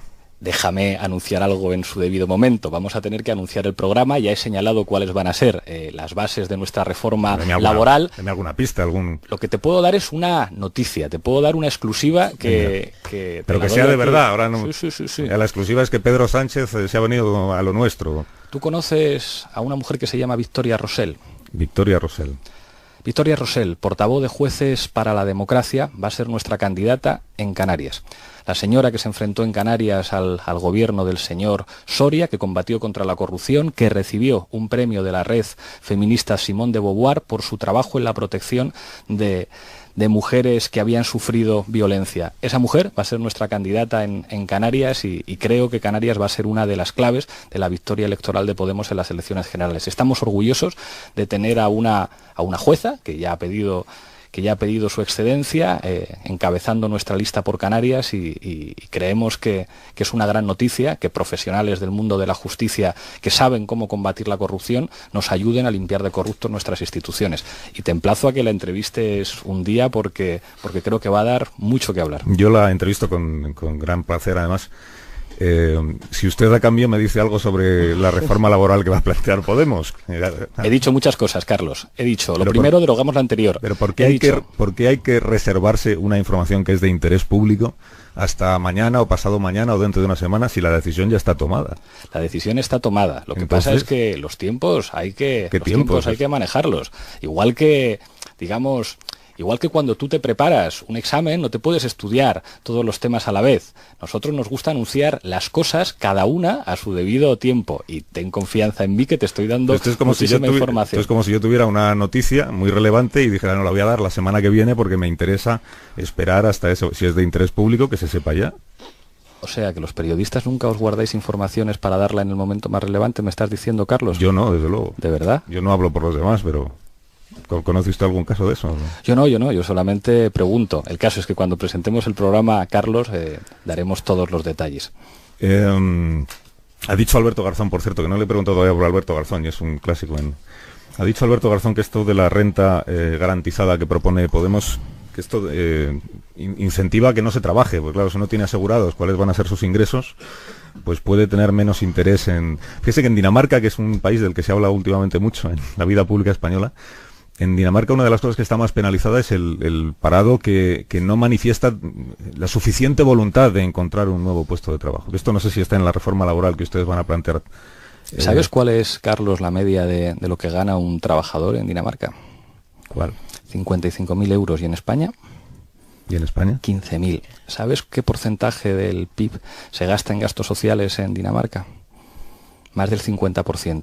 Ojalá nos pareciéramos un poquito más a Dinamarca, que protege a su gente. Allí hay ayudas para los estudiantes, allí hay ayudas para las mujeres que tienen niños, allí sí que hay ayudas para las familias. Y nosotros nos queremos parecer a los países menos desiguales. Dinamarca es uno de los países menos desiguales. A menor desigualdad, menor corrupción y mayor eficiencia económica. ¿Se quieren parecer ustedes a Dinamarca en la indemnización por despido que hay en Dinamarca, que es prácticamente inexistente? ¿Cuál es la media de los salarios en Dinamarca? Cuando tú cobras 55.000 euros de media al año, no es tan necesario como en España proteger a un trabajador con un nivel de indemnización por despido tan alto. Es decir, si los trabajadores... Un ejemplo, el mismo trabajador de la industria automotriz en Alemania, que su homólogo español, gana el doble que el trabajador español y a veces con niveles de productividad equivalente. ¿Cómo es eso posible? Pues bueno, allí donde se pagan salarios dignos, pues los trabajadores no necesitan niveles de protección, en este caso en la legislación laboral, tan intensos. El derecho laboral nació para proteger a los más débiles. El derecho laboral nace porque los trabajadores, que están en condiciones muy malas, se organizan y dicen vamos a negociar todos juntos. Cuando se consigue en un país que todo el mundo tenga unas condiciones dignas para trabajar, esos elementos de protección dejan de ser necesarios. Yo no quiero aspirar a que mi país dentro de 10 años tenga una renta mínima garantizada. Ojalá eso no sea necesario, porque no tengamos una situación de pobreza como la que tenemos ahora. Pero me está usted diciendo entonces que aquellos trabajadores españoles que ya tengan un nivel salarial elevado en comparación con la media no tendrían por qué tener la prestación de desempleo como tienen los demás. Si usted me pregunta que las indemnizaciones de un ejecutivo del IBEX 35 tienen que ser como las que son, que gana y una fiscalización seria. Bueno, del programa de Évole, pues hay algunas cosas que han sido muy comentadas, y ya que le tengo a usted aquí, como las hemos comentado también en la tertulia, pues le pregunto. Por ejemplo, lo de que pagué en negro. Le preguntó Évole les preguntó a Rivera y a usted si alguna vez habían pagado en negro. Ahí fue usted el primero que se lanzó a decir, pues sí. Luego Rivera dijo que también. ¿Qué es lo que usted ha pagado en negro? ¿Cuántas veces lo ha hecho? Si lo sigue haciendo. ¿Y por qué añadió, que esto es lo que a mí más me llamó la atención, los dos lo añadieron, en España es imposible no pagar alguna cosa en negro? Pues... sobre todo por humildad, porque me hubiera parecido muy cínico, y no sabría ponerle un ejemplo en este momento de cuándo he pagado en negro, pero me parecería un cínico si hubiera afirmado nunca jamás en mi vida he pagado algo en negro. Hay mucha gente que se ve obligada a hacer trabajos en los que no ofrece factura, pero no porque quiera defraudar a nadie, sino por una situación de precariedad. Alguien que da una clase de inglés, alguien que está ayudando a un niño a recuperar en la escuela, alguien que está haciendo un favor a un amigo, pero le dice, mira, estoy haciéndote una chapuza, pero si me puedes ayudar. Y yo creo que cualquier ciudadano nos hemos visto en una situación similar, en la que no hay una falta de voluntad de que te den una factura con el IVA, sino que la persona que está prestando ese servicio, precisamente por la falta de unas condiciones dignas para trabajar, tiene que verse obligada a eso. Yo creo que eso es una realidad muy habitual en nuestro país. ¿Está usted justificando la economía sumergida?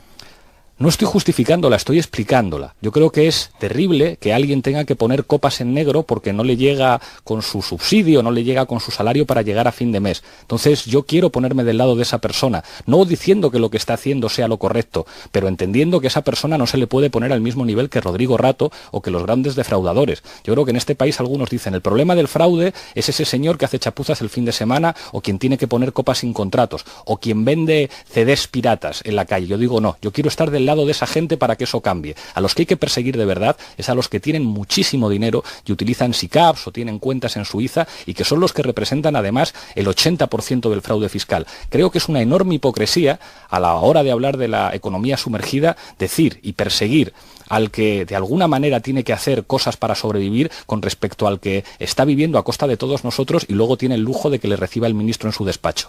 A la que sirve copas en negro un fin de semana, la recibe el ministro del Interior en su despacho. Pero siendo cosas efectivamente muy diferentes, yo le pregunto por la economía sumergida. Le pregunto si en el caso de que usted llegue al gobierno de España, hará lo que esté en su mano para que aflore la economía sumergida y para que todo el que tenga una actividad remunerada contribuya a través de los impuestos a los recursos del Estado, como contribuimos todos los que no estamos en la economía sumergida. Evidentemente. ¿Y qué hará para que aflore la economía sumergida? ¿Cuáles son las medidas que tienen en la cabeza? Pues hemos presentado la renta mínima garantizada, que precisamente serviría para que cualquier actividad tenga que estar declarada. Sería una manera de favorecer muy clara, muy concreta y muy precisa que todo el mundo tenga que tener sus cuentas en Hacienda.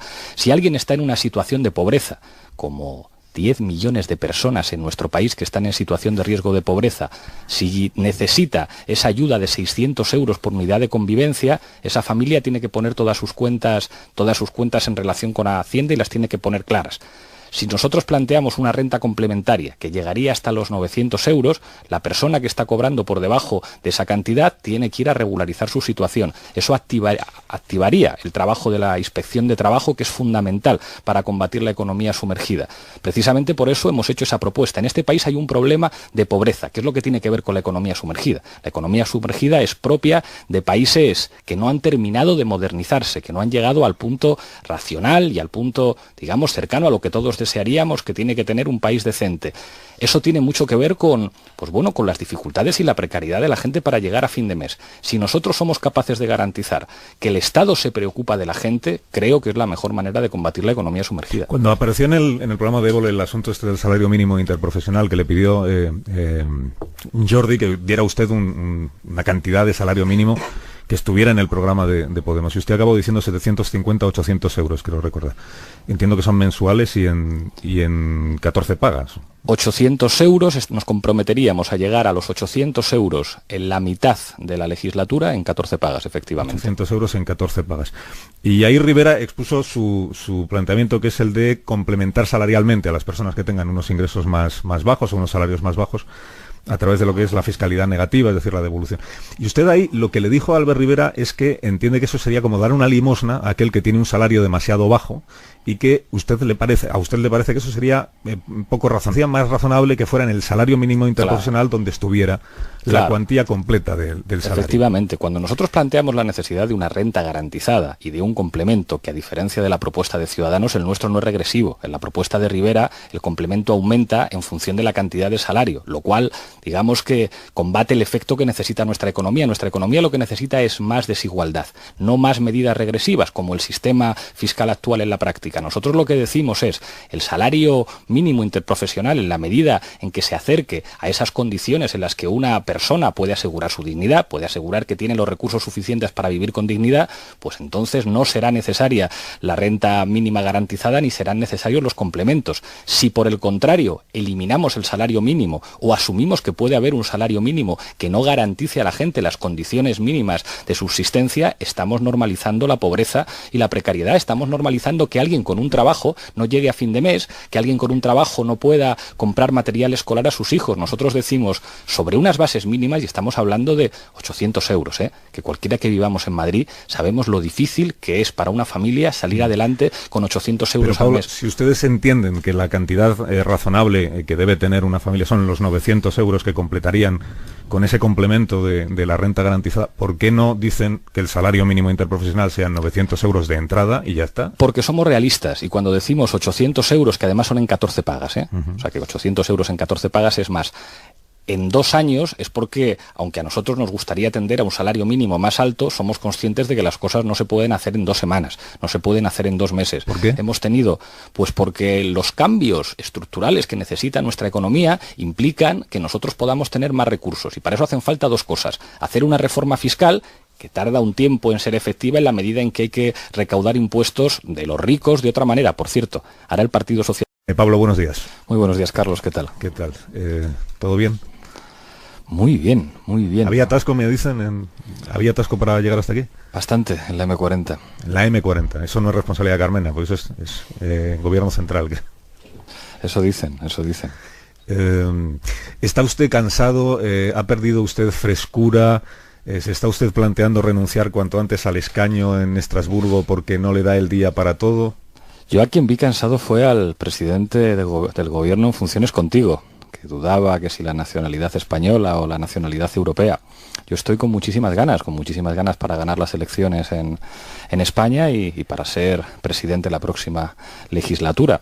Es verdad que nosotros nos dejamos la piel, y eso se nota. Cualquiera que mire mi actividad en el Parlamento Europeo verá que ocupo las primeras posiciones en el ranking. Creo que estoy el 50 en el ranking de 700 y pico diputados, siendo Además, una Cámara que tiene más de 700 diputados y además de eso soy secretario general y además de eso hago otras cosas que hacía antes de dedicarme a la política.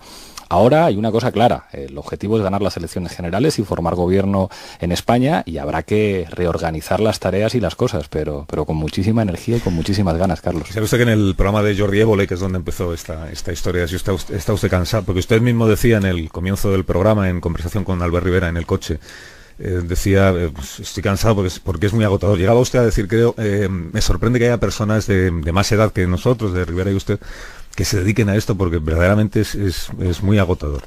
Y claro, algunos que estábamos viendo el programa pensábamos, pues como llega presidente de gobierno no sabe lo que va a ser, porque ahí sí que no hay días libres, ni descanso, ni... Es una cuestión de autoexigencia, Carlos. Yo en la carrera de políticas tuve en casi todas las asignaturas matrícula de honor. Y para eso hay que esforzarse mucho, y para eso hay que pasar noches en las que se duerme muy poco. Usted haciendo un inicio de entrevista de no tengo abuela, soy el que más trabaja en el Parlamento Europeo, sacaba matrículas de honor en la carrera. Son cosas que en este caso, no pretenden ser una opinión, es lo que dicen los rankings, y es lo que dicen las notas, y eso tiene que ver básicamente con el esfuerzo, y yo creo que el esfuerzo hay que ponerlo en valor. Hay algunos que se conforman con un notable y con un aprobado, y yo lo respeto. Yo nunca me he conformado con eso, y para eso a veces hay que dormir poco. Yo me acuerdo a mi abuela, hablando de abuela, que me venía con un bocadillo de sardinas la mujer a las 7 de la mañana porque yo me levantaba a las 5 para dar el último repaso a los exámenes. Ese esfuerzo a veces se te nota, y se te nota en la mirada, pero si quieres tener las mejores notas, si quieres tener premio extraordinario de licenciatura, como fue mi caso, hay que esforzarse. Y yo creo que en este país hacen falta presidentes y hacen falta ministros que se esfuercen, que no hagan el ridículo en una entrevista cuando les preguntan qué pasa con esto de la nacionalidad, porque no se han preparado las cosas y quizá porque no se han esforzado suficiente y estudiado lo que toca estudiar. Y creo que en el caso del señor Rajoy, que ya lleva muchos años en esto, creo que a lo mejor debería plantearse descansar, porque yo creo que sí se ha ganado el derecho a una jubilación. No sé si al derecho a la jubilación que tienen los expresidentes, que me parece excesivo, pero creo que algunos forman parte del pasado y les falta energía para lo que toca en la próxima legislatura, que es una legislatura de cambios. Fíjese que por el señor Rajoy aún no le he preguntado yo, pero veo que no hace falta. Entonces, el escaño de... Es que cuando escucho la palabra cansancio me viene la imagen del presidente en funciones. El escaño de Estrasburgo lo va a dejar antes de la campaña electoral, va a esperar a después. ¿Tiene ya decidido cómo lo hace? Lo voy a dejar pronto. Lo voy a dejar pronto porque creo que hemos hecho un trabajo magnífico. He tratado de mantenerlo hasta el final, pero en el momento en el que yo no pueda mantenerme al mismo nivel de producción de iniciativas, de preguntas y de intervenciones, lo que, insisto, nos ha permitido estar los primeros en el ranking de Bruselas y Estrasburgo, creo que toca decir, bueno, ahora hay que estar 100% en el trabajo de campaña electoral. Cuando usted sea presidente del gobierno, si es que se produce esa circunstancia, ¿acudirá usted a las recepciones en el Palacio Real que organice la Corona o no? En la medida en que no me quede más remedio, sí, pero trataré de que haya menos recepciones que cuestan mucho dinero a los ciudadanos. Esa recepción no la está pagando ni el señor Felipe de Borbón ni el señor Mariano Rajoy, la estamos pagando todos.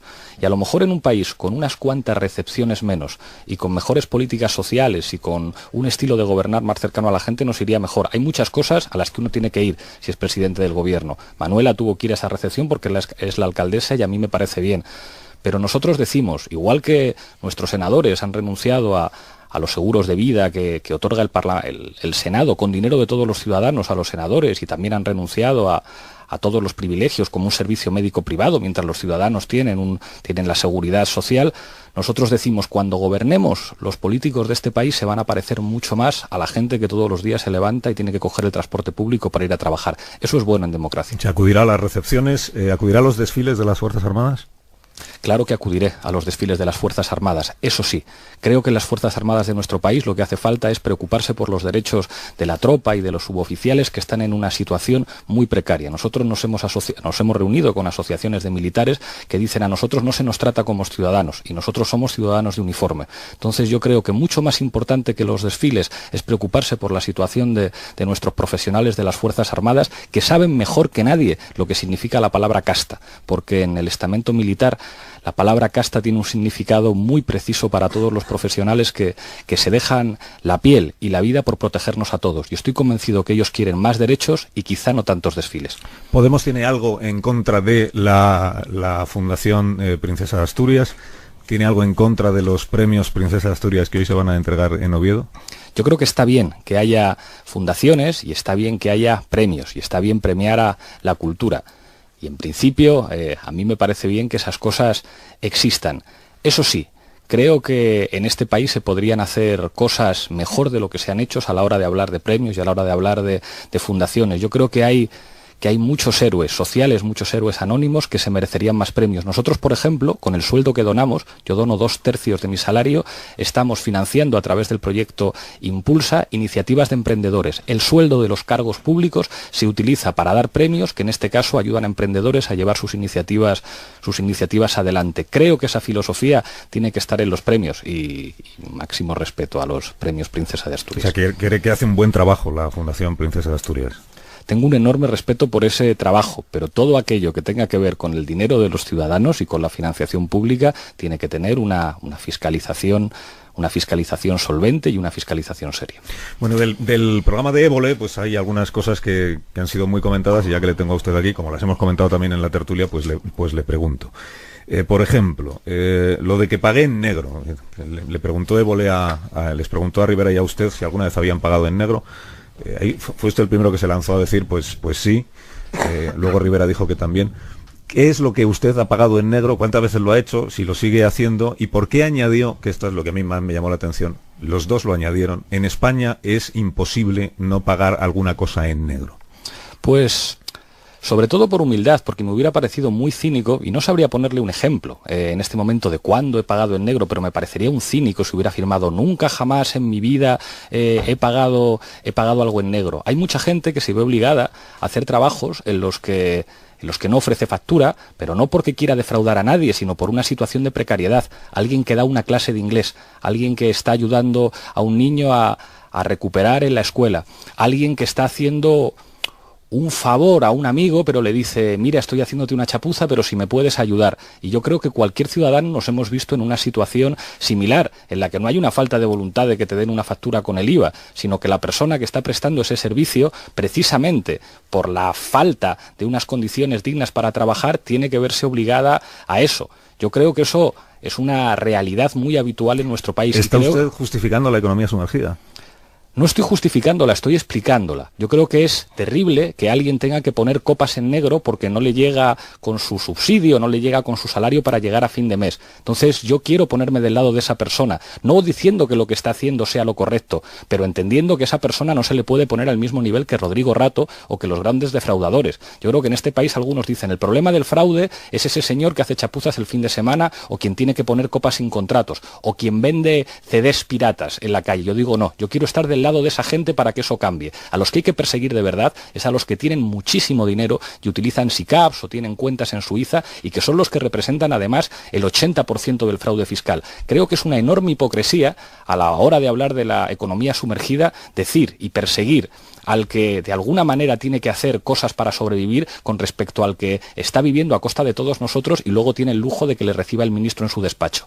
A la que sirve copas en negro un fin de semana, no la recibe el ministro del Interior en su despacho. Pero siendo cosas efectivamente muy diferentes, yo le pregunto por la economía sumergida. Le pregunto si en el caso de que usted llegue al gobierno de España, hará lo que esté en su mano para que aflore la economía sumergida y para que todo el que tenga una actividad remunerada contribuya a través de los impuestos a los recursos del Estado, como contribuimos todos los que no estamos en la economía sumergida. Evidentemente. ¿Y qué hará para que aflore la economía sumergida? ¿Cuáles son las medidas que tienen en la cabeza? Pues hemos presentado la renta mínima garantizada, que precisamente serviría para que cualquier actividad tenga que estar declarada. Sería una manera de favorecer muy clara, muy concreta y muy precisa que todo el mundo tenga que tener sus cuentas en Hacienda. Si alguien está en una situación de pobreza, como 10 millones de personas en nuestro país que están en situación de riesgo de pobreza, si necesita esa ayuda de 600 euros por unidad de convivencia, esa familia tiene que poner todas sus cuentas en relación con Hacienda y las tiene que poner claras.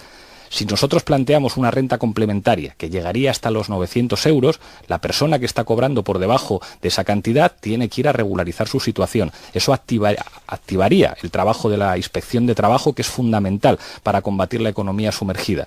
Precisamente por eso hemos hecho esa propuesta. En este país hay un problema de pobreza, que es lo que tiene que ver con la economía sumergida. La economía sumergida es propia de países que no han terminado de modernizarse, que no han llegado al punto racional y al punto, digamos, cercano a lo que todos desearíamos que tiene que tener un país decente.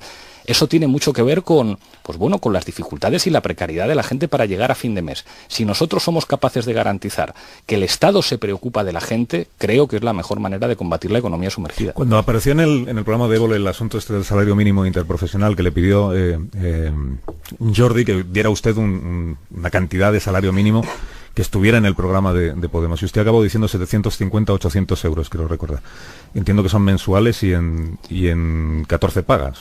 800 euros, nos comprometeríamos a llegar a los 800 euros en la mitad de la legislatura en 14 pagas, efectivamente. 800 euros en 14 pagas. Y ahí Rivera expuso su planteamiento, que es el de complementar salarialmente a las personas que tengan unos ingresos más bajos o unos salarios más bajos, a través de lo que es la fiscalidad negativa, es decir, la devolución. Y usted ahí lo que le dijo a Albert Rivera es que entiende que eso sería como dar una limosna a aquel que tiene un salario demasiado bajo, y que a usted le parece que eso sería más razonable que fuera en el salario mínimo interprofesional, donde estuviera la cuantía completa del salario. Efectivamente, cuando nosotros planteamos la necesidad de una renta garantizada y de un complemento, que a diferencia de la propuesta de Ciudadanos, el nuestro no es regresivo. En la propuesta de Rivera, el complemento aumenta en función de la cantidad de salario, lo cual, digamos que combate el efecto que necesita nuestra economía. Nuestra economía lo que necesita es más desigualdad, no más medidas regresivas, como el sistema fiscal actual en la práctica. Nosotros lo que decimos es el salario mínimo interprofesional, en la medida en que se acerque a esas condiciones en las que una persona puede asegurar su dignidad, puede asegurar que tiene los recursos suficientes para vivir con dignidad, pues entonces no será necesaria la renta mínima garantizada ni serán necesarios los complementos. Si por el contrario eliminamos el salario mínimo o asumimos que puede haber un salario mínimo que no garantice a la gente las condiciones mínimas de subsistencia, estamos normalizando la pobreza y la precariedad, estamos normalizando que alguien con un trabajo no llegue a fin de mes, que alguien con un trabajo no pueda comprar material escolar a sus hijos. Nosotros decimos, sobre unas bases mínimas, y estamos hablando de 800 euros, que cualquiera que vivamos en Madrid sabemos lo difícil que es para una familia salir adelante con 800 euros al mes. Si ustedes entienden que la cantidad razonable que debe tener una familia son los 900 euros que completarían con ese complemento de la renta garantizada, ¿por qué no dicen que el salario mínimo interprofesional sean 900 euros de entrada y ya está? Porque somos realistas, y cuando decimos 800 euros, que además son en 14 pagas, o sea que 800 euros en 14 pagas es más. En 2 años es porque, aunque a nosotros nos gustaría tender a un salario mínimo más alto, somos conscientes de que las cosas no se pueden hacer en 2 semanas, no se pueden hacer en 2 meses. ¿Por qué? Hemos tenido, pues porque los cambios estructurales que necesita nuestra economía implican que nosotros podamos tener más recursos, y para eso hacen falta 2 cosas. Hacer una reforma fiscal que tarda un tiempo en ser efectiva en la medida en que hay que recaudar impuestos de los ricos de otra manera. Por cierto, ahora el Partido Socialista, que llevaba 1 año y medio llamándonos populistas, ahora dice que otra vez Podemos tiene razón y hay que subir los impuestos a los ricos. Y la mejora de la situación económica, que tiene que ver con la capacidad de consumo de la gente, tiene unos efectos que tardan un tiempo. Por eso planteamos un programa razonable de reformas que funcione escalonadamente. Pero explíqueme cómo cómo se calcula el salario mínimo que a uno le parece razonable, que en este caso son los 800 euros que usted menciona. Es decir, ¿qué cuenta han hecho, qué criterio han utilizado para decidir que la cantidad necesaria o lógica o oportuna son 800 euros? Hay una encuesta que es la encuesta de condiciones de vida del Instituto Nacional. Esa es una cifra que nos puede servir para entender en cada momento cuál es la cantidad que, pues bueno, teniendo en cuenta, digamos, la situación de diferentes áreas del país, puede asegurar las condiciones mínimas de dignidad de la gente. Hay ya instituciones oficiales en España que señalan a partir de qué cantidad se es pobre, a partir de qué cantidad uno está en riesgo de pobreza, y creo que la gente entiende perfectamente lo que son 800 euros al mes. 800 euros al mes en muchos lugares de este país es ponérselo a la gente muy difícil, sobre todo si hay cargas familiares. Por eso, además, nosotros en el sistema que hemos planteado de renta garantizada, la renta está pensada por unidades familiares, es decir, 600 euros si hay una persona. Por la siguiente persona a su cargo, pensemos en dependientes, pensemos en niños, que nosotros sí incluimos a esos seres humanos dentro de la renta garantizada, un 35% más. A partir del segundo, un 20% más. Se trata de que las familias en este país puedan contar con la ayuda de su gobierno y la ayuda de sus instituciones. Sí, pero volvamos al salario mínimo, que entiendo entonces que ustedes, cuando calculan el salario mínimo interprofesional que debe tener España, lo que están mirando es qué necesidades tiene la persona que recibe ese salario mínimo. No hasta qué cantidad puede llegar a pagar un empresario un salario a la persona a la que contrata, antes de decidir que si le sale demasiado caro no la va a contratar. Esto se explica muy bien, Carlos, con un ejemplo. Imagínate que tú tienes un bar. Entonces tú puedes pensar de dos maneras. El problema de mi bar es que tengo que pagar mucho dinero a los camareros, que esto es lo que dice el Partido Popular y Ciudadanos, que quien tiene un bar, el problema fundamental que tiene es lo que tiene que pagar a sus camareros. Nosotros decimos que el problema que tiene el dueño del bar es si tiene muchos clientes que van a tomarse cervezas o van a tomarse cafés. En un país donde hay más de 10 millones de personas en riesgo de pobreza, donde hay casi la mitad de los parados no reciben ninguna prestación, donde los niveles de precariedad son enormes, nadie se puede permitir ir al bar a tomarse un café o a tomarse una caña. Sin embargo, si la gente puede consumir un poquito más, tú en tu bar dices, vamos, no tengo ningún problema en pagar un salario digno a mi camarero e incluso puedo contratar 2 o 3. Hay algunos que lo que quieren es repartir la pobreza. Nosotros lo que decimos es, repartamos un poco la prosperidad. Usted nunca ha montado un bar, ¿no? Un bar no, pero mira que he puesto cañas, ¿eh? Yo sé tirar una caña perfectamente y sé lo que es estar en el paro, a diferencia de algunos de los políticos de nuestro país. Pero usted sí admite que el empresario, sea de un bar o sea de cualquier actividad empresarial, antes de contratar a nadie, lo que mira, efectivamente, mira qué ingresos calcula él que va a tener, pero también mira qué compromisos y de qué duración adquiere con la persona a la que contrata y por cuánto le sale la persona a la que contrata. Y por eso el salario que tiene que pagar a esa persona será un factor importante o decisivo a la hora de decidir si contrata o no contrata. Eso lo admite usted. Lo fundamental es la actividad. Un señor que monta un negocio, lo monta para ganar dinero. Cuando uno monta un negocio en el que se gana mucho dinero, uno puede pagar salarios muy adecuados. Yo no creo que aquí en Onda Cero dijerais, no, es que nos gustaría contratar a periodistas que trabajaran por 400 euros al mes. Eso es una locura. Si la empresa va bien, si la empresa funciona bien, yo no creo que nadie en Onda Cero diga, no, es que yo quiero un gobierno que me asegure que puedo pagar a los periodistas de Onda Cero 400 euros al mes. No, hombre, nadie razonable quiere eso. Yo quiero que haya un gobierno que ayude, porque eso no depende solo del gobierno, a que en mi país haya condiciones económicas para que nuestro negocio funcione y podamos pagar sueldos decentes. Yo no creo que ningún empresario quiera pagar a sus trabajadores 600 o 500 euros. Eso es una barbaridad. Nadie puede vivir con eso.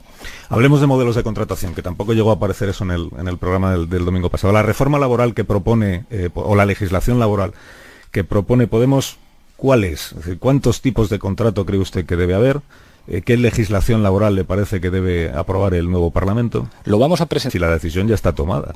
La decisión está tomada. Lo que pasa es que los tiempos hay que manejarlos. Igual que cuando tú te preparas un examen, no te puedes estudiar todos los temas a la vez. Nosotros nos gusta anunciar las cosas, cada una a su debido tiempo. Y ten confianza en mí que te estoy dando muchísima información. Esto es como si yo tuviera una noticia muy relevante y dijera, no, la voy a dar la semana que viene porque me interesa esperar hasta eso. Si es de interés público, que se sepa ya.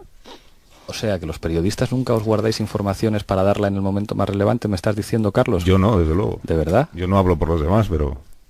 ¿Conoce usted algún caso de eso? Yo no, yo solamente pregunto. El caso es que cuando presentemos el programa, Carlos, daremos todos los detalles. Ha dicho Alberto Garzón, por cierto, que no le he preguntado todavía por Alberto Garzón, y es un clásico. Ha dicho Alberto Garzón que esto de la renta garantizada que propone Podemos, que esto incentiva que no se trabaje, pues claro, si no tiene asegurados cuáles van a ser sus ingresos, pues puede tener menos interés en... Fíjese que en Dinamarca, que es un país del que se habla últimamente mucho en la vida pública española, en Dinamarca una de las cosas que está más penalizada es el parado que no manifiesta la suficiente voluntad de encontrar un nuevo puesto de trabajo. Esto no sé si está en la reforma laboral que ustedes van a plantear.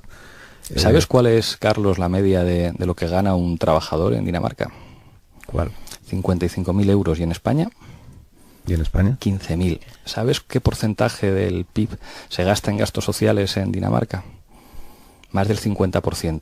Ojalá nos pareciéramos un poquito más a Dinamarca, que protege a su gente. Allí hay ayudas para los estudiantes, allí hay ayudas para las mujeres que tienen niños, allí sí que hay ayudas para las familias. Y nosotros nos queremos parecer a los países menos desiguales. Dinamarca es uno de los países menos desiguales. A menor desigualdad, menor corrupción y mayor eficiencia económica. ¿Se quieren parecer ustedes a Dinamarca en la indemnización por despido que hay en Dinamarca, que es prácticamente inexistente? ¿Cuál es la media de los salarios en Dinamarca? Cuando tú cobras 55.000 euros de media al año, no es tan necesario como en España proteger a un trabajador con un nivel de indemnización por despido tan alto.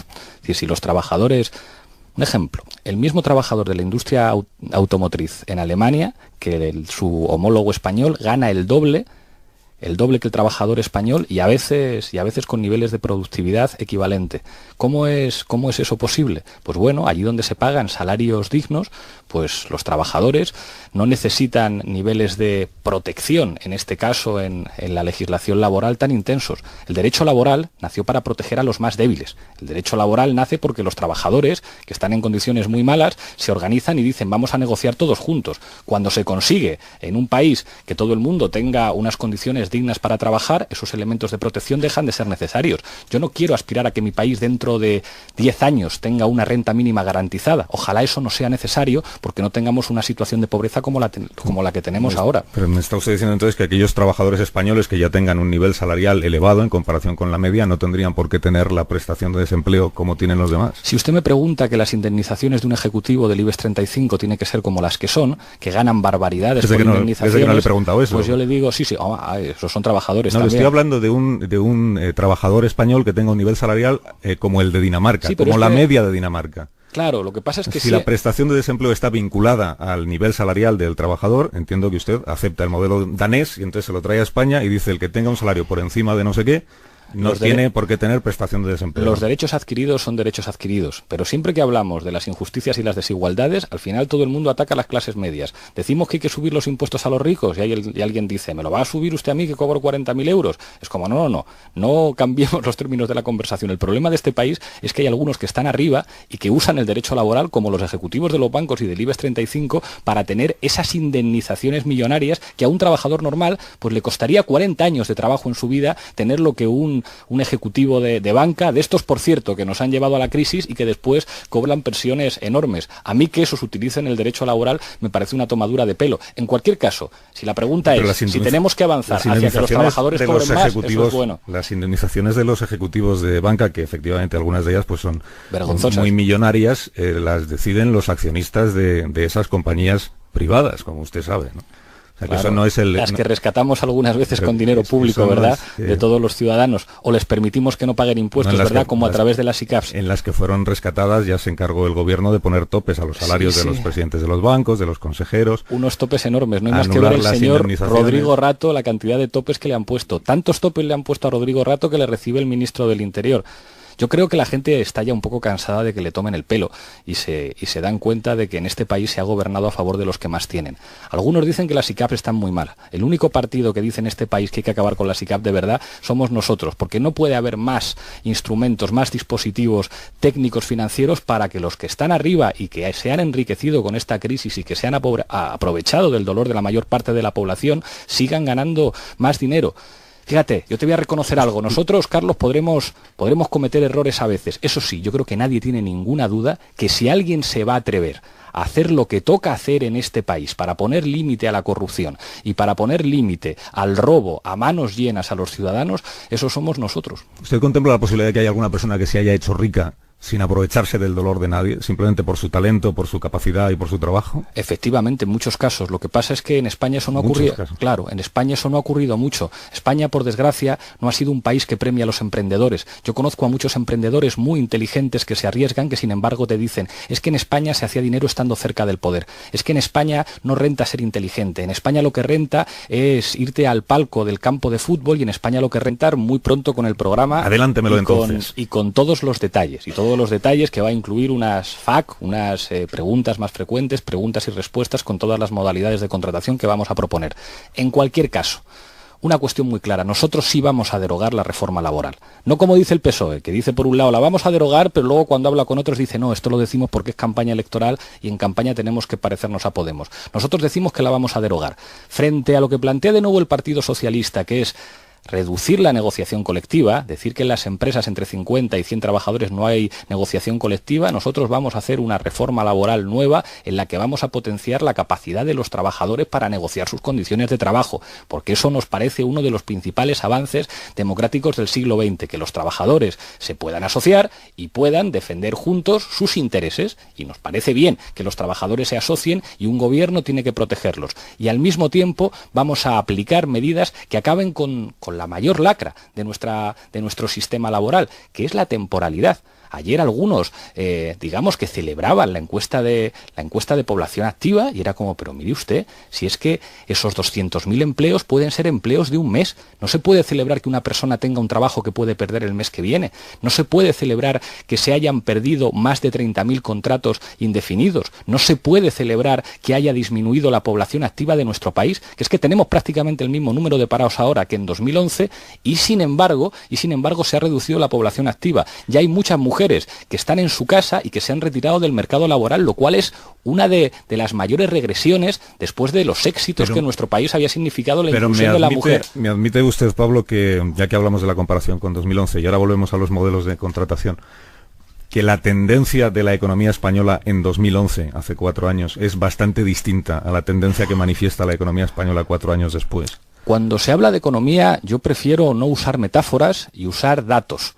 Algunos dicen que la economía es esto como de un hospital, que por cierto, qué vergüenza rodar en un hospital que parece que no es público el famoso spot del Partido Popular que dice que la economía es como un enfermo y como un hospital.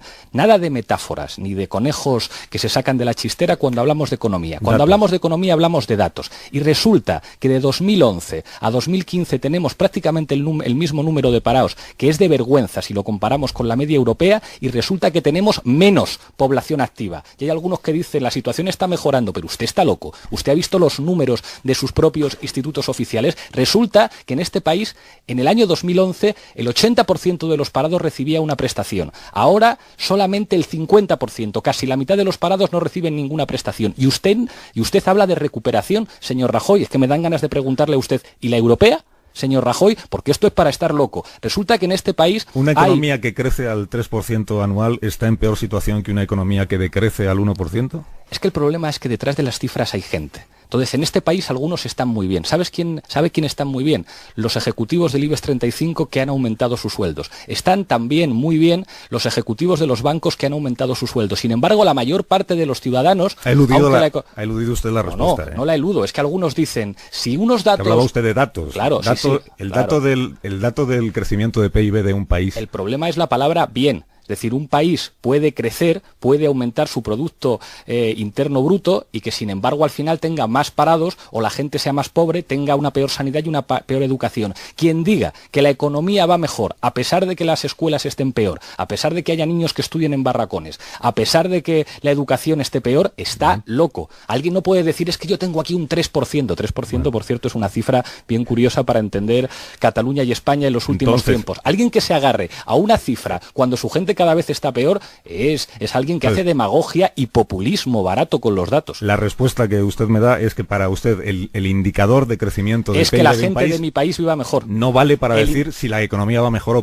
o peor en ese país. Lo que yo digo es para ver si la economía va mejor es si a la gente de tu país le va mejor. Y hay algunos que dicen no, la economía del país va bien si al señor Botín le va bien, aunque la mayor parte de la gente le vaya mal. Yo digo, mi país irá bien cuando le vaya bien a la gente de mi país.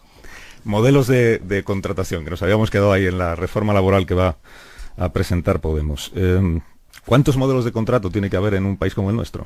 Déjame anunciar algo en su debido momento. Vamos a tener que anunciar el programa. Ya he señalado cuáles van a ser las bases de nuestra reforma laboral. ¿Dame alguna pista? Lo que te puedo dar es una noticia. Te puedo dar una exclusiva que pero que sea de verdad. Ahora no. Sí. La exclusiva es que Pedro Sánchez se ha venido a lo nuestro. ¿Tú conoces a una mujer que se llama Victoria Rosell? Victoria Rosell. Victoria Rosell, portavoz de Jueces para la Democracia, va a ser nuestra candidata en Canarias. La señora que se enfrentó en Canarias al gobierno del señor Soria, que combatió contra la corrupción, que recibió un premio de la red feminista Simone de Beauvoir por su trabajo en la protección de mujeres que habían sufrido violencia. Esa mujer va a ser nuestra candidata en Canarias y creo que Canarias va a ser una de las claves de la victoria electoral de Podemos en las elecciones generales. Estamos orgullosos de tener a una jueza que ya ha pedido su excedencia, encabezando nuestra lista por Canarias y creemos que es una gran noticia que profesionales del mundo de la justicia que saben cómo combatir la corrupción nos ayuden a limpiar de corruptos nuestras instituciones. Y te emplazo a que la entrevistes un día porque creo que va a dar mucho que hablar. Yo la entrevisto con gran placer además. Si usted a cambio me dice algo sobre la reforma laboral que va a plantear Podemos. He dicho muchas cosas, Carlos. He dicho, lo primero, derogamos la anterior. Pero ¿por qué hay que reservarse una información que es de interés público hasta mañana o pasado mañana o dentro de una semana?